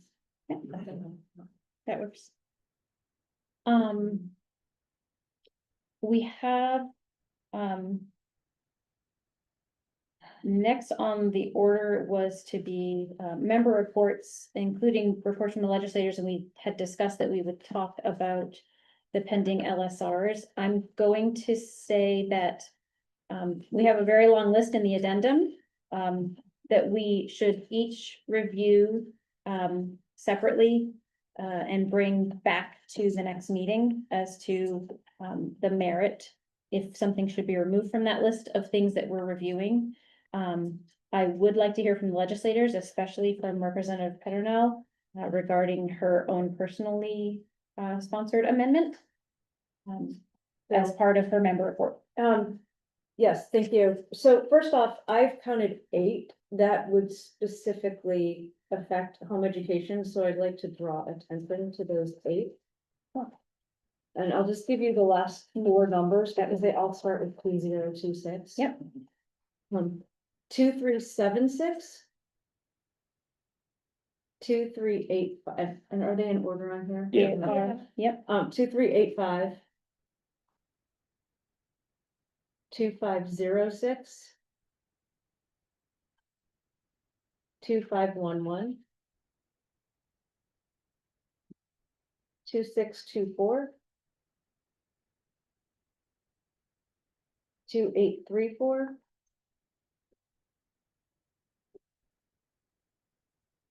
2853. not even on here. 253. What is it? 2853. That 2853 is relative to parent-taught driver education. Oh, nice, yeah, we do want all of that. We've been working on that. I know, but I have 3 more drivers to come through. And 3028 is one that I have highlighted in red because I would be, I'm going to be watching that one for overreach. Which one? 3028. 3028. Okay, 2853, hold on. Yeah. Okay, that's 8 in my list too. Let's see, what did we not have on this list? There was another one that I didn't set, 2511. Who put together the original list? Is that? This is a list that has been, just things that have been brought to my attention through various members of home ed community. Okay. So whether it's directly related to home education or potentially roping us in or affecting us in a tangential way. Was that distributed over email? It's in the in the agenda. So it's on the Department of Ed website because you I'm sure don't have a copy of the agenda that was Scroll all the way down. sent. If you scroll Last to the two end, it's the last 2 pages of the agenda. Great, thank you. Yep. Yeah, so I have 2 bills myself that I've submitted, one co-sponsor on a couple. So 2376, clarifying the definition of home education, just specifies that, basically it's not to be, home education under 193A is not to be educating at home under 194F or something to that effect is not to be misconstrued with 193A, basically just completely trying to separate that and delineate that. That might get, I might be withdrawing that and incorporating that into another bill, but we'll cross that bridge when we get there. Okay. 2385, was a request from this committee requiring scholarship organizations to provide written notice to parents explaining the parents' requirement to provide written notice upon termination of a home education program. They already do that. It's in their handbook, but it's not in statute. So we're gonna put it in statute. I think that's still not the accurate what we discussed during the meeting when we talked about it though. You can. It doesn't, so this is just a placeholder, right? It's not the actual LSR, or is this what the text is that you will?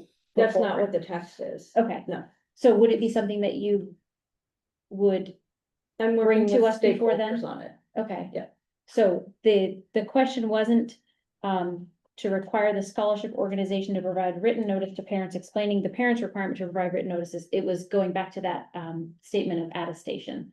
Like we were talking about the districts receiving an attestation that the parent has acknowledged termination of a home education pathway in order to enter the 194F pathway. Well, the parents are required to notify the participating agency that they've withdrawn. Right, but this is the request to make something that the scholarship organization has verified. They have nothing to state that they did ask. This would be something if a parent is attesting to, I have terminated my home education pathway and I am now requesting to enter into 194F pathway. They don't terminate before they enter into 194F. They terminate upon. Right, so it would be on the term of the contract. So the contract is pending approval to the program. They terminate after they're approved. Correct. So the they only contract- have to know that upon that, they're required to provide written notice upon termination of the home education program. So that the portion where it was trying to clarify is that the family receiving 194F attests to having terminated 193A. We can talk about that later. Okay. Yeah. And then the other one that you have is Yes, 2624. Yes, 22624. It updates the membership criteria, some of the membership criteria. It moves rules to statute. Rules currently only refer to discussion of rules. So in the rules, it says, they're like,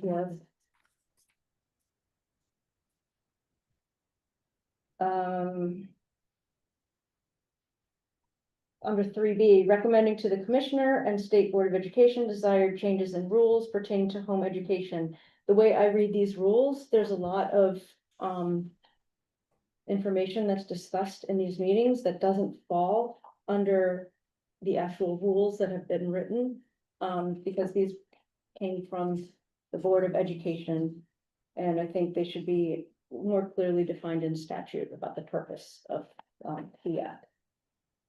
So is that something that you would be working with interested parties, namely the individuals in the room that represent? I'm working with stakeholders, yes. Okay, so each individual in this room is a stakeholder in that definition. Yes, once the language is released, I'm willing to have conversations about it. And it should be, it's all of the bills are becoming, they're all being assigned House Bill numbers sit now, so it won't be, it'll be in the next couple of weeks. Okay, so before the next meeting, we should have that language Yeah, from me. yeah, we have to sign off on everything by next Friday. Okay. Yeah. It just seems odd that you haven't, I have reached out to people, I've had conversations.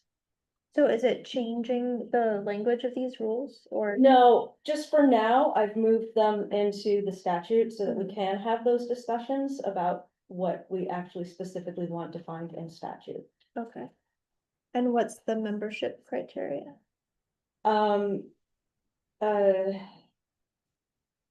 it changes the members of the various boards, not the home education members, but they're non-voting members. And then, changes how, sorry. specifically, only, one member from each organization.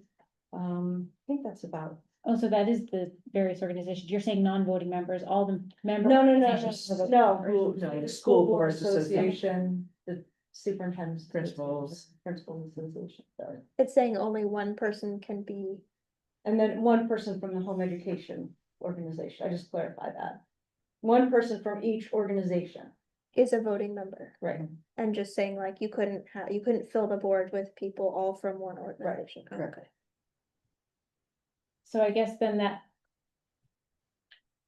Also. brings a change it question of, For the committee in the House, or the Education Committee. Yes, I struck that. Yeah. Because it's hard to find people who are willing That's a to small fill pool. these vacancies, so I thought it, rather than being specific, having the House member, and I struck it from the Senate. Also, Mhm. so. Be better to have somebody who is sympathetic to home education rather than. Somebody Experience. specifically from the education committee, because they might not all have experience with home education. understood, I guess in that respect, it's also equally difficult to find home educators that are willing to step into this role. And limiting to one member from any organization would then be really limiting the voice of the actual home education Well, community. one member representing each organization. Right, You could so- have an individual member who's part of your organization, but not representing that organization, just representing the community as a whole. Well, that's already in statute. That they're already members nominated by home organization communities. It's just clarification, further clarification. I think it adds a layer of confusion though, because that makes someone wonder, if I'm in two organizations, am I being viewed as a member of two organizations now? Or if somebody is already representing an organization, can somebody else who happens to be in that organization also be nominated? Were you That would nominated cause from only confusion. one of those organizations? Right, You're part of two. But any home educator can be nominated by any member of the public. No, Yes. The but just organization not can only representing an nominate organization. one representative of the organization, but even then, once the representative is on the HEAC, the expectation is that they would be representing the organization as a whole, but there is no requirement. Ms. Anderson recall had shared from her interview with the commissioner that she is under no duty to represent an entire organization. Right.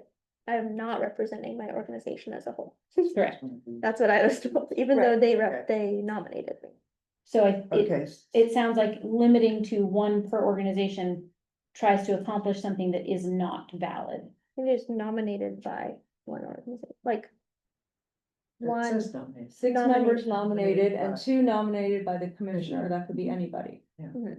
Right, but to say no more than one per organization is a specific That's in hindrance for that. That's in the 6-member part. Yeah. Not the 2 members that. Right, she just said from home education organizations. That she wants to make that clarification that only one representative from a specific home education organization. Correct. So there's nothing needed to clarify in that. It would only open up to further question. Someone who holds membership in multiple organizations.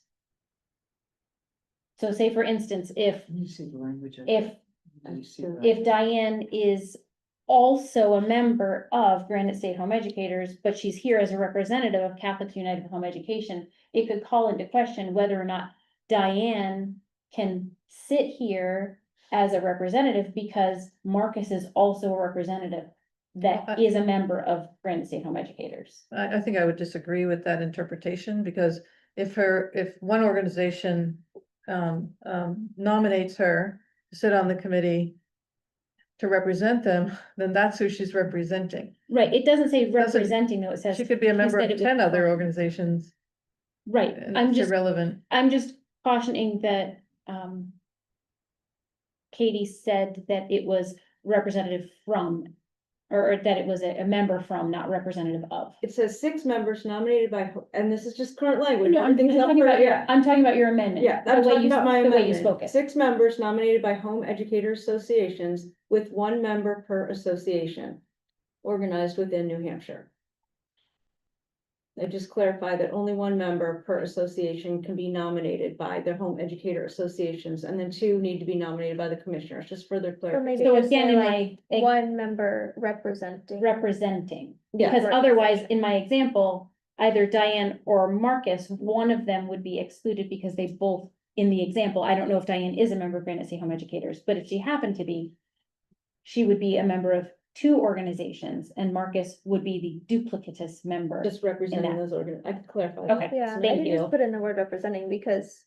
Yeah. When being a member of an organization is like being in a Facebook group, Yeah. Mhm. then we're all members of each other's organizations. Right, And Representative, would you mind clarifying updating the membership criteria to, I believe you said that you want to exclude members of the Yeah, school organizations as voting members. So you're suggesting they would become non-voting members. Would you mind explaining your yeah, rationale? mostly because, it's, look, quorum is an issue, but also, I think that you're making decisions very specific to your home education, and it's valuable to have input from all of the other organizations, but I would like to further delineate home education, and I think that's one way of making that more clear.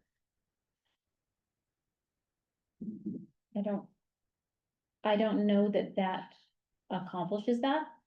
As we've seen in the past, Mr. O'Rourke and Ms. Barker both have been very balanced in their approach in how they seek to represent home education and seek to protect home education, even though they have affiliation with public entities. So I think removing their vote is disingenuous to the cause of protecting home education. I think, And Ms. Grant. And Miss. And Ms. Grant, yes. I'm focusing on the position, not the personalities who attend, who are assigned, and, they're voting members who have other interests at stake. And should there ever be a meeting where they have the majority, although it's set They up can't. not that they can't be, but it could sway things. And I think it's important for them to have a say, but not necessarily a vote in how you proceed with your rules. So I would like them to have a voice, but not necessarily a vote. I disagree. Heartily. There'll be public hearing. I will. It also does influence quorum. Because seats that are there, no one showing up, makes it more difficult. Right, but the same Yeah. thing happens within the home education community if a member doesn't show up. So But they have having, a vested interest in this. Yeah. well, they should, but at the same time, those that show up have the vested interest and they're expressing that vested interest in protecting home education. So again, I don't think that removing their vote accomplishes anything that protects and upholds home education. Do you have anything in there about the commissioner needing to fill the vacant seats, or at least like being? We always say shall and Can't, I mean, you can only receive applications, you can't go out and Mhm. corral people in.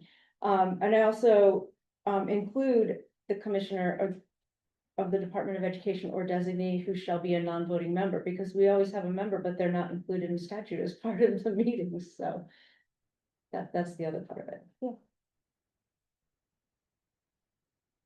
Well, I think because the role of the Department of Ed representative is to provide technical assistance only. So answering those gives questions, no, I know, she does, she updates. gives updates as that, She's still a part of the- representative, just what we like, do, right? It's just clarifying it in statute. But yeah, it's never been a question of whether or not the representative from the Department of Ed should vote in anything that we do. Well, I'm just, like I said, just making sure they're here. Well, they have to be here, otherwise Yeah. they can't be here. She's the one that provides access to the building and the meeting space, so it's, yeah. It, by default, she's here. Well, it's the commissioner or designee, so we make sure that somebody other than an administrative assistant is here to give that technical advice. Because anybody could set up the Zoom and the technical aspects of the meeting. We wouldn't necessarily require a member or, sorry, an employee of the department to be. But it should be an employee of the department. But that's why Right, it's the gonna- commissioner or a designee, so you will get a high level administrator here at every meeting. Rather than if we had a different commissioner, you might not have somebody from the department overseeing home education sitting in the room with us. Althea? Could I ask a clarifying question also about, the benefits or the reasoning behind moving things from the rules to the statute? Changing rules is harder sometimes than changing statute. And that's why I think it's a good opportunity to move this into statute. We can put things back into rules if that's what the outcome of the hearing and the deliberation of the committee is.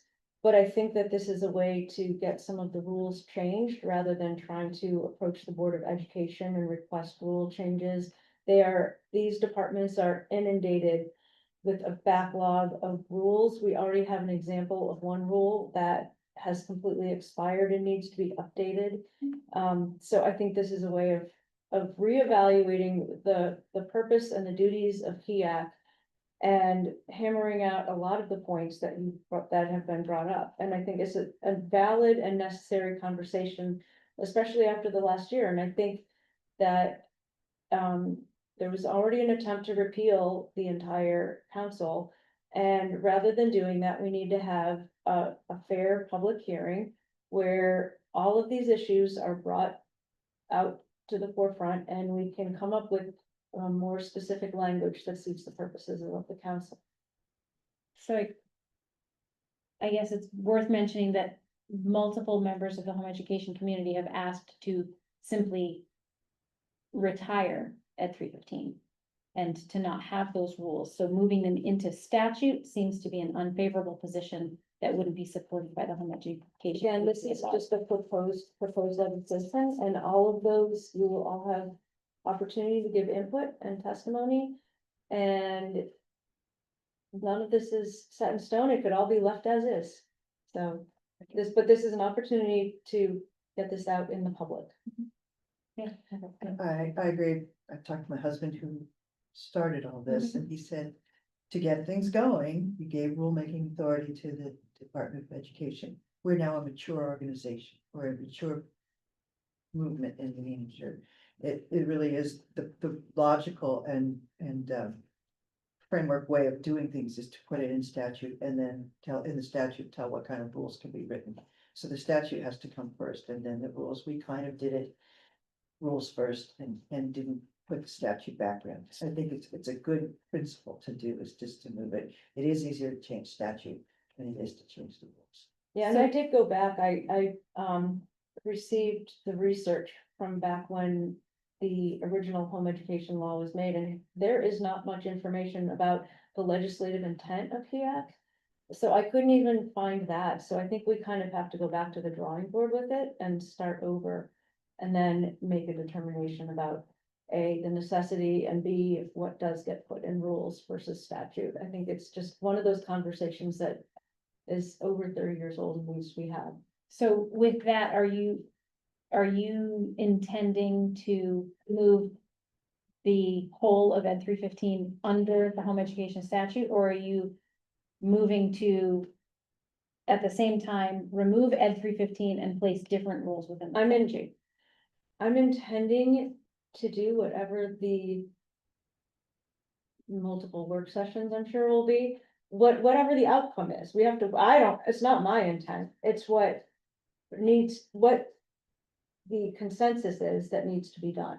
So we can agree that some things need to be in rules, we can agree that maybe nothing goes in rules, it's all in statute, maybe the whole thing is repeat. I don't know what the outcome will be. It's open for discussion and debate. That's my intention. Okay. Is it about all of Ed 315 or just the HEAC portion? I just took all of ED 315 because Okay. originally, in theory, this is granting, the Board of Education broad rulemaking authority, which eliminates almost any of your input once those rules are established for 10 years. Unless there's something that just does not align at all with statute. And even then, the process, it's a very cumbersome process, as anybody know, if you've dealt with it, to have that changed. And I think this is the fastest way to make those changes happen. And the most transparent, because the rule changes, it's harder to find, it's not as easily accessible. So This will be on the news, I'm sure, so that will be much publicly transparent. So would you, as the member, not only sitting on this council, but also as the sponsor of that amendment or that bill, be open to receiving and heeding what the home education community at large is looking for, which is what would define those Well, that's rules. the purpose of the public hearing. So in under 26-24, that's where the language is to move all of Ed 315 into statute. I'm sorry, what was your question? Is the language that says to move all of the. Yes, that's in That's all that bill. under That's in this that bill. HEAC bill, okay. So it's not just relevant to the Home Education Advisory Council at that point, it's relevant to all of home education. No, that's only. Well, you're saying the whole of 315. You were asked, All you of said that, 315. No, said just the whole of HEAC 315. portion. Oh, okay, okay. all right, that's where there was confusion. Yeah. You could No, use it. just the. Okay. No. So there's No. not going to be any bills saying to move all of Ed 315 into statute Just, that you know of. There might be. Okay. I don't know what the language is, of 2511. Because that is a bill that the Okay. intention is to make home education in New Hampshire more free than it currently is. Which one? which might then negate the need for a Exactly. moving of rules, if that's the case. I don't think the, 193A10 is included in that bill.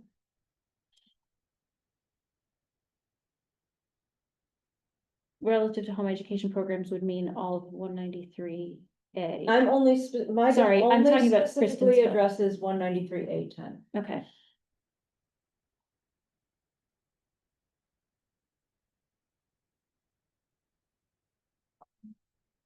But you don't know what portions of 193A Not off that the Kristen top is. of my head, no.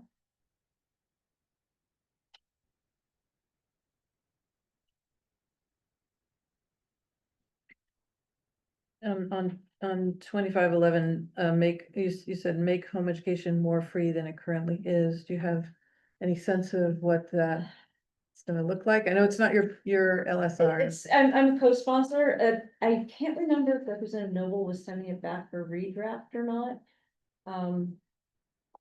I think at some point we're gonna sit down and do like a literal cut and paste of what would look better where, to determine how we might wanna propose an amendment. The bill that comes out, might be a placeholder. I mean, they all technically are placeholders because they're all open for amendment, so. But some of them come out with the different intentions. And you So-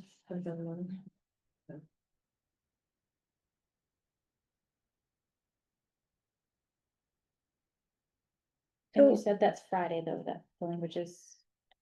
Oh, I don't know the exact date. The last day for us to sign off on all of our legislation is the 21st. Yeah, I've seen 23rd. But some of the, Yeah. some of the, LSRs have been assigned bill numbers, and you can read some of the, drafts online. Okay, but they're due, like, some of them might have already been signed off, but the sign off The finalized final sign off is next is Friday. next Friday, okay, next. So then you'll start seeing the bill numbers. So that's the roll 23rd, out, next right, Friday, First. 21st, okay. Got it. Note made. Okay, we did not get very far and it is now 4:30. There was a request that we actually review what Ms. Barker shared. Did everybody receive the email or did that just come to me? Everybody got I saw it. Okay. So we're all aware of it. So what happened was she made a presentation and was very clear on the separation of pathways to the districts. And I believe that even since that meeting, that there are districts that have already taken action to step into that. Yes, we need to get this defined. Yes, we need to make sure this is happening. So that they have their proper reimbursement because those districts are responsible to their community for how they're paying the bills. So I think that that was very timely and also helpful to both the districts and just the public at large to understand what the expectation is of all individuals receiving equal access, but also giving the districts a little bit more clarification on what they can do. The one technical thing that I would say in all of the information that she sent to us was that it still says may charge, districts may charge the students that already are receiving those adequacy funds through the EFA distribution versus shall charge. It's leaving the districts in a position of needing to now be the bad guy when it shouldn't be. It should be that the state is advising the district, we will not pay you. You now need to collect the money. Otherwise, it leaves the districts holding the bag to say, well, I don't want to have to charge these families that we have a relationship with that was extending far beyond when they ever started receiving the EFA. But the state's not going to pay us. So either we maintain a relationship with a student that's doing really well in this program, or we now say, by the way, Susie can no longer come to band unless you pay us because you receive the adequacy funds. So I guess that would be the hang up that I have with how far it went in what she was able to present, but that's because there's no backing for her to say anything further. There's nothing from the state to say that the district needs to charge. Leaving the word may in there leaves it to the district has to be the bad guy, and it shouldn't be put on the district since the district didn't decide to distribute those funds to the individual students. That's just me as a But it taxpayer. is on the district. Right, it's on the district to get the money, for sure, but, yeah, it just puts them in an awkward position because they already have that established relationship. And again, I'm not a stakeholder in the public education, but I'm a stakeholder as a taxpayer in my community. And I want to see that be not something that causes a student that is excelling in a program to say that they now have a problem with the district when it's really a problem with the not having full awareness of what they gave up when they accepted those funds. I don't know what the intent of the word will, may, or shall was. It may just been in her process of putting it down. Mhm. But I don't know if I've read anywhere that tells us we have to. Right. Which is where the may have come in. Yeah. It would be in a local control state. Districts can choose to charge or not charge. I don't know. Like I don't think there's anything in there that says we have to charge. Or is there? I haven't seen anything that states districts have to charge EFA folks. You don't have to charge, but I've been Right, rereading this and. yeah, So if I reread the last sentence. It's school districts must verify educational pathway for enrollment for a home educated pupil. Who the school district will include in their ADM. So if they're not planning on including.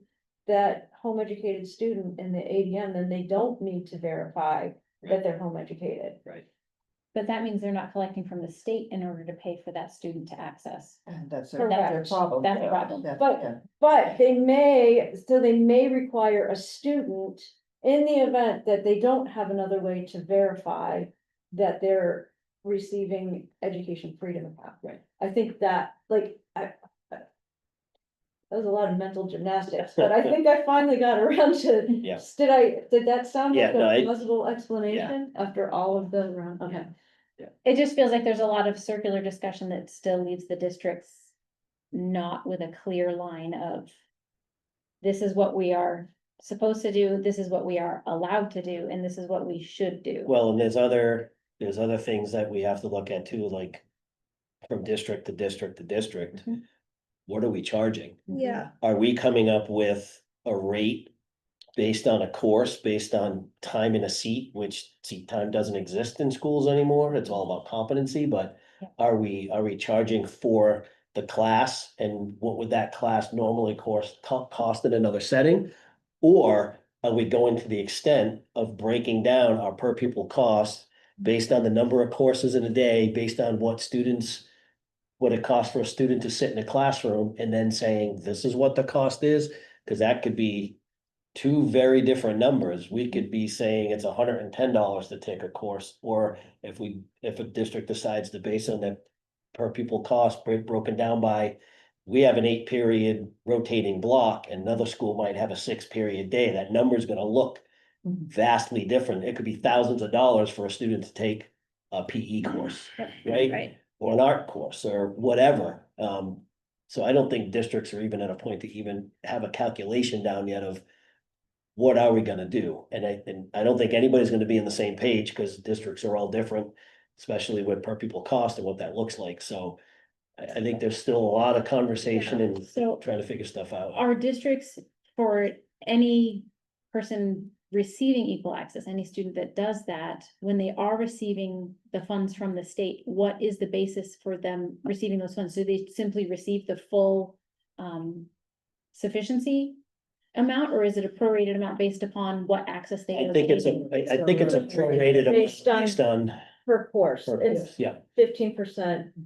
so they could So then charge that could be that. that. It That could, would be the and determiner. again, that could be another way to determine what that might be. It seems equitable at least, because they wouldn't receive more from the state than they receive from an individual, but they also wouldn't charge an individual more than they would receive from the state. Right. That's kind of like the health insurance conundrum, Yes. right? And I think we're all trying Pay to versus, figure, and I say us, I'm not part of that conversation. That's a Right. school board superintendent issue.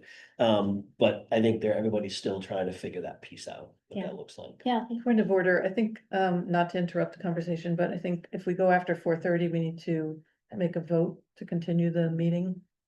Is that correct? I would move that, I hate that we don't have further member reports. I would move that we extend the meeting by 15 minutes, which we've already exhausted 9 of at this point. You're gonna book public. I would, Allow for Yeah, public comment. to allow for public comment, Yeah. because we do have Okay. individuals that are here, are they signed in to comment? Yes, okay.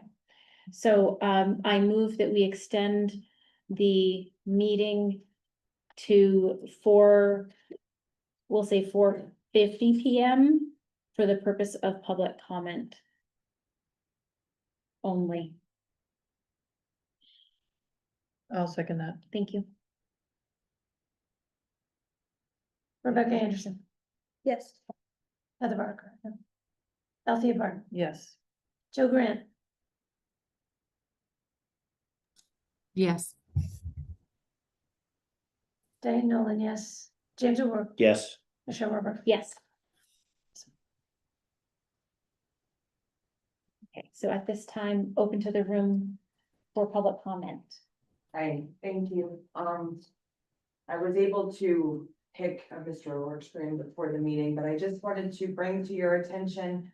A family reached out to me at the beginning of this week. They're a friend, but they're also 193A. Their son has been playing on the hockey team for Exeter for the past 3 years. They've always home educated. And just this year, what's new is they were told by the school they need to provide official, authentic transcripts from an accredited homeschool program. I advised the family to send an email and referencing 193A, I think it's 11, and then 31504G, I believe that's what it was.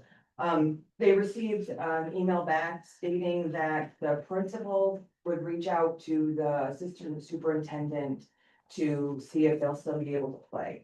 I guess I'm looking for guidance as I'm just another homeschool mom. Do I have You can have standing them to? call our office, we can speak with them. Yeah.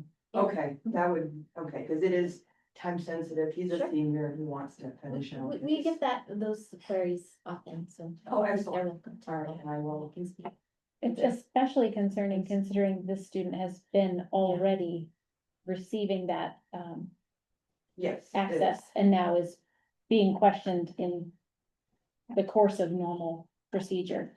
Did they have a change of They have a administration that is new- now someone they have reading a- something? Okay. Yes, and a new assistant superintendent, but they have the same athletic director, the same coach, and I'm not sure about the status of the registrar, but the registrar was the one who insisted that her quote was, "What is the homeschool program? We want to be sure that these are authentic transcripts and not created by the tutor, as is in the case with the homeschool program." Sounds like they're from out of state. Yeah. They're not from around here. We're gonna call the office, that's a pretty simple answer, so. Actually, to tell the family to call you or Whatever they're school? comfortable with, sometimes families will call, sometimes the schools will call, sometimes the families will ask for an email, kind of with a general outline of the answer, and I let them know they can forward that to the school. It's a pretty simple answer. So Awesome, whoever- I like simple, thank you. Mhm. Yeah. Thank you. All right. All right. George, were you signed in to speak? Yeah. The main thing I wanted to comment was that, I think I'll agree with you. I think that it's important to have the members nominated by the Superintendent's Association, Principals Association, School Boards Association, the non-public school Advisory Council, and the two people from the department. I think it's important for them to be voting members, because otherwise,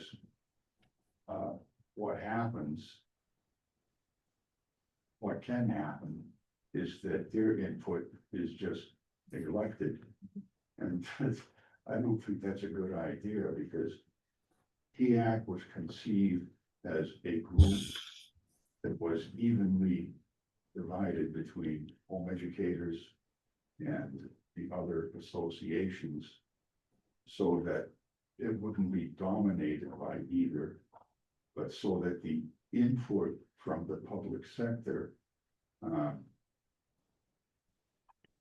is a valuable contribution, because if it's just the homeschoolers who are voting, how do we know really that what we propose for rules, which was our major function for a long time, are going to be acceptable to the public sector? And we're not, the homeschoolers weren't conceived as just caving into whatever the public sector said. But at the same time, we were seen as a group that was composed in such a way that the rules that we proposed would be reasonable to both parties. And I think that's a crucial thing. And the other thing I wanted to mention was that HEAC was also not conceived as taking a position on legislation. Because, there's no way we would have got consensus, among that group of people to propose or change legislation. HEAC was conceived as a group that would look at the legislation that had passed the legislature and then create rules that would implement that legislation. I will disagree on that point. We're not meant to be passive in reviewing legislation. We are meant to be an active role in what forms that legislation. So that's my personal opinion about the role of the HEAC. It is supported by statute in that we are to advise the commissioner and the Department of Education and the legislators. Advising would imply that we are party to that table, so. Just telling you what this was, how this was seen. And I served on this for almost 30 years, so it's not like I have no clue what went on. Right. And I'm not saying that it has to continue in exactly that way, but I'm saying that it served a very valuable function. And that kind of function has not disappeared. And if HEAC as a committee, as HEAC seeks to influence the legislature, that just fragments the possibility of consensus. And I think we're a lot better off being able to achieve consensus than we are going to be successful as an organization if we try to, as a group, influence the legislature. The HEAC members have never been prohibited from, on their own, speaking to the legislature. Right, again, I believe that the role of HEAC is supported in statute at this time, so we'll move on from that comment. You've made clear your view, so. Point of order, Ms. Chair. I believe during public comment, the public is normally just allowed to comment without a dialogue. I may be mistaken, but it's a chance for them to say what they want to say. Right, and So I normally in other boards that I've served on, the members of the group do not have a dialogue during public comment. I Just understand, and in my dialoguing with George at this time, it was to clarify, he had already stated his point, and that I was bringing it back to what the statute supports. He was stating an opinion and overstating it, so at that point, it is the chair's duty to close the comment. So- Excuse me, but I wasn't finished. My opinion, and it's an opinion, but it's based on the statutory language, and it's based on the discussions that took place in the legislature when the public hearing was going on. I didn't just make this up, so. I understand, and I'm also not making it up, so. Okay, So basically, I have to shut up so you can decide whether or not I'm right in what I've said. no, I'm saying that you've made your statement, and that's what public comment is for. You've made your statement. Again, George, as the chair, it's my duty to Listen. maintain order of the meeting. 5 minutes. What I was. 3 minutes is what is written in our minutes, that we can limit comments to 3 minutes. George, I do not want to have to ask you to leave, but I'm gonna politely ask you to please stop commenting. Okay, it's in our agenda as 3 minutes, that the chair may limit on 3 minutes. Okay, thank you. With that, are there any public comments from online? Okay. With that, do we have a motion to adjourn? Make that motion. Second. I second.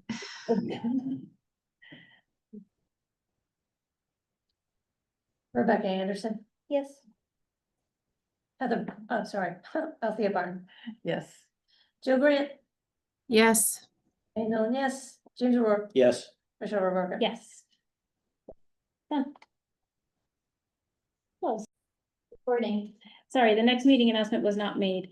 We did not meet on our normal meeting schedule, which is, would have been October, or sorry, we agreed at the September meeting that we needed to meet in October, and we did not meet. This is our regularly scheduled meeting, and I will be calling for attendance for a meeting on our placeholder because we have the minutes that are backlogged to finish out that business so that we can come back in January to new business. So I will send out an email for attendance for December meeting. The 12th, yes.